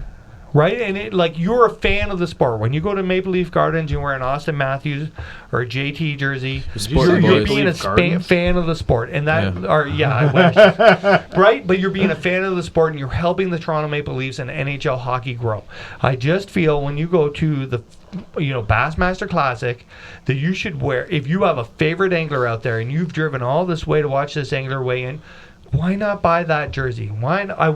Maybe you can't get them, but why not go? You can't get them. They're not. Why are we? And the only reason why you can't get them is because there's no market for them. No, because guys would rather print their own and show. If you go to some of these manufacturers that make these jerseys, it says right on there, we will not replicate a professional jersey. Absolutely, for you. And there's lots of tournament jersey companies where you ask to put this logo on, and they'll ask if you're associated with that brand, and they will not put it.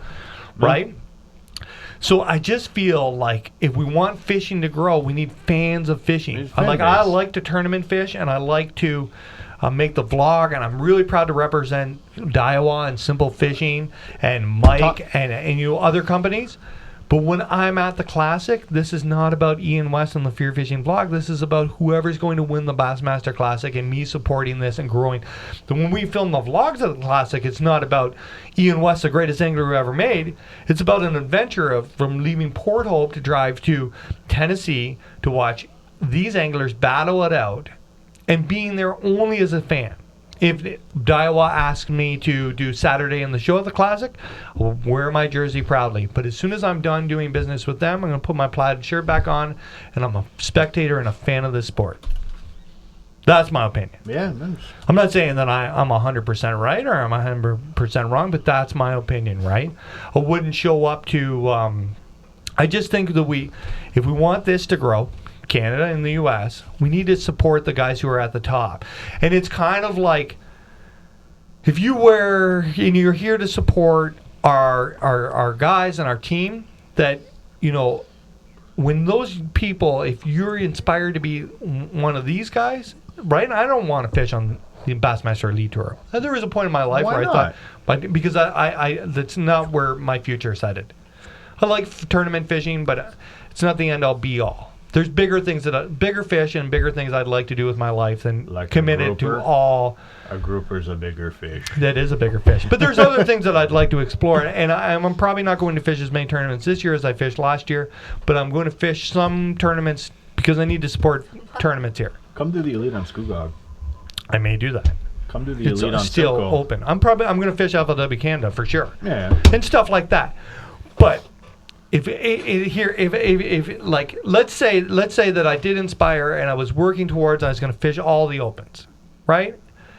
And I would still show up and wear, if I could get an Aylward jersey, I'd wear, right? And I'd cheer in the stands, and I'd be really proud of that. But only because in my mind, if I ever made it to this stage, I hope to God that the people would support me and buy my jersey. You know, like it would help all those elite anglers and MLF anglers if there was a market to buy their jerseys. It's just money in their pocket. There's a difference between being a fan of fishing and being a fan of tournament anglers too, right? Absolutely. Yeah. And there totally is, right? But I just feel like if you're not part of the work in the booth, fish in the tournament, or a high school and college kids get to do whatever they'd like, just don't wear your jersey. Don't try it like man, I wouldn't go to the Hockey Hall of Fame gala and wear my jersey with my name on the back and be like, I don't even know why I'm not here. How come my picture's not here? Where the hell's Do you know my what I mean? picture? Do you know what I mean? I won 6 clubbies last year, boys. Why am my picture not on the wall? 13 Instagram followers. Why am I not here? Do you know what I mean? I just feel like the tournament jersey market is watered down, and that it's really hard sometimes to tell somebody who fished a couple clubbies last year and who Kevin Van Dam is in the room from the public's perspective. Yeah, I don't know. I think you work. Yeah, I do agree with you on the don't be wearing it when you're walking around as a spectator. But in tournaments and at the show, you work hard enough to get and maintain those sponsors and at any level, and you have the right to show that they support you. Absolutely. And if somebody's paying you $20,000, you should do whatever the hell they'd like. And if somebody's giving you 20% off, you can probably throw the jersey in your backpack. Agree. That's the difference. Right? Do you know what I mean? Yeah. I'd say if a company is doing that much for you, you should do whatever they'd like you to do. Mm-hmm. And I would just like to say that we are accepting checks for $20,000. Yes. Absolutely. Multiples. Multiple checks. Ian wants a new We boat. could wrap my house. Anyway, guys, this thing has dragged on forever. Oh, yeah, we're late tonight.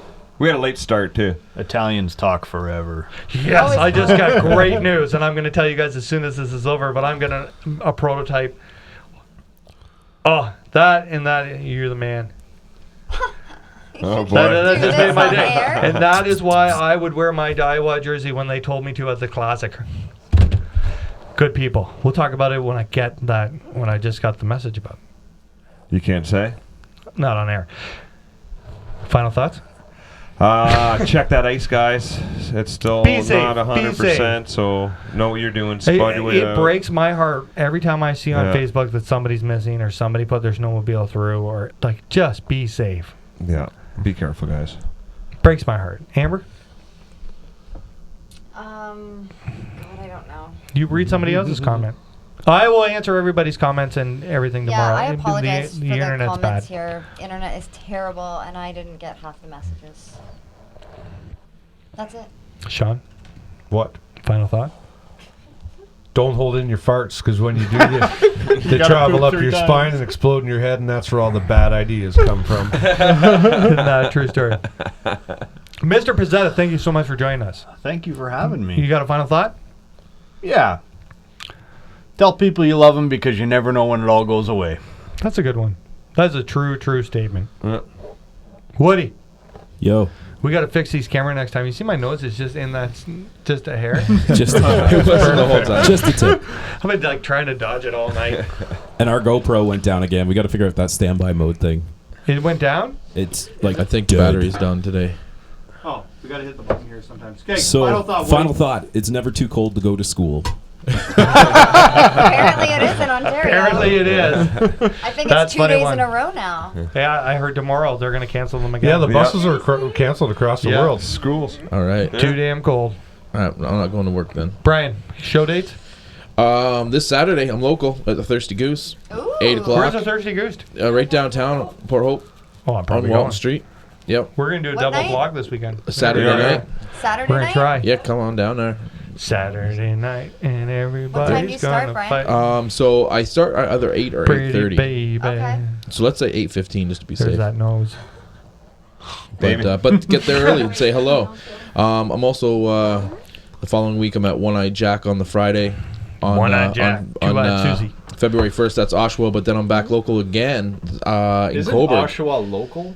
Yeah, that's pretty local. That's 20 It's, minutes. yeah, it's far. It's and I'm at Arthur's on Saturday the 2nd. So those are all up before the next podcast. So I'll throw those down there. So Arthur's is Come on down. 9:30 to 12:30 on Saturday, February 2nd, right in But- Coburg. There, Before he plays, you can come down to the boat show. Yeah, it's possible. that's a good idea. Go to the boat show. Have a good time. I just get boat envy. Yeah, I have boat envy there too. Just got a new truck. So. You need Amy, a you boat got a to final thought tow. for us? No, not really. Really? Yeah, actually, I learned a little bit tonight. That was a good I'm one. impressed with you guys. My final thought: First time. Yep. be a good person. I talked to Brandon today about that. It doesn't take very much out of your day to say hello to somebody or send somebody a message. It's true. And you know what? I'm talking about that young lad you took fishing. Yep. It's pretty huge honor to have anybody think that you're their favorite fisherman. Message them back, you douchebags. I have a final thought. Jesus. I have If a final somebody thought. sends you a message saying that you're their favorite angler, at least send them back a Facebook response with a thumbs up. Is this Yeah. gum on the Well ceiling, by the said. way? No, we used to have this as like a jam room with egg cartons. That's Soundproofing. yeah. Here's my real final thought. I came home on like a Thursday and told, and this was like egg carton, and there was a drum kit here and like guitar amps. And I was throwing everything out into that room, and Amber's like, "What are you doing?" And I was like, "I'm starting a fishing podcast." True story. And she was like, "What's a podcast?" And I'm like, "You'll find out." I have a final thought now. Whoa, go right ahead. Friends don't feed their friends raw chicken. Oh. Thank you for that. Yeah. thank Everybody you. out there in Facebook and YouTube land, thank you so much. Make sure you share. Big thanks to our sponsors, ROM, Mike from North Storm Wealth, Daiwa, R&J Tire. Couldn't do it without you. So we got more on the way too. Can't tell you yet, but it'll become. Kate Upton's here too. Oh, yeah, I know. I like her. They used to be in my Pleasant hallway surprise. upstairs, but we need to fill a hole. Are we ready, boys? Are you ready? Big box in You gonna a- break it down, bust us out of here, or what? Yeah. Here we hear it. go. Who's starting that? This is your big moment. Big moment. Big moment.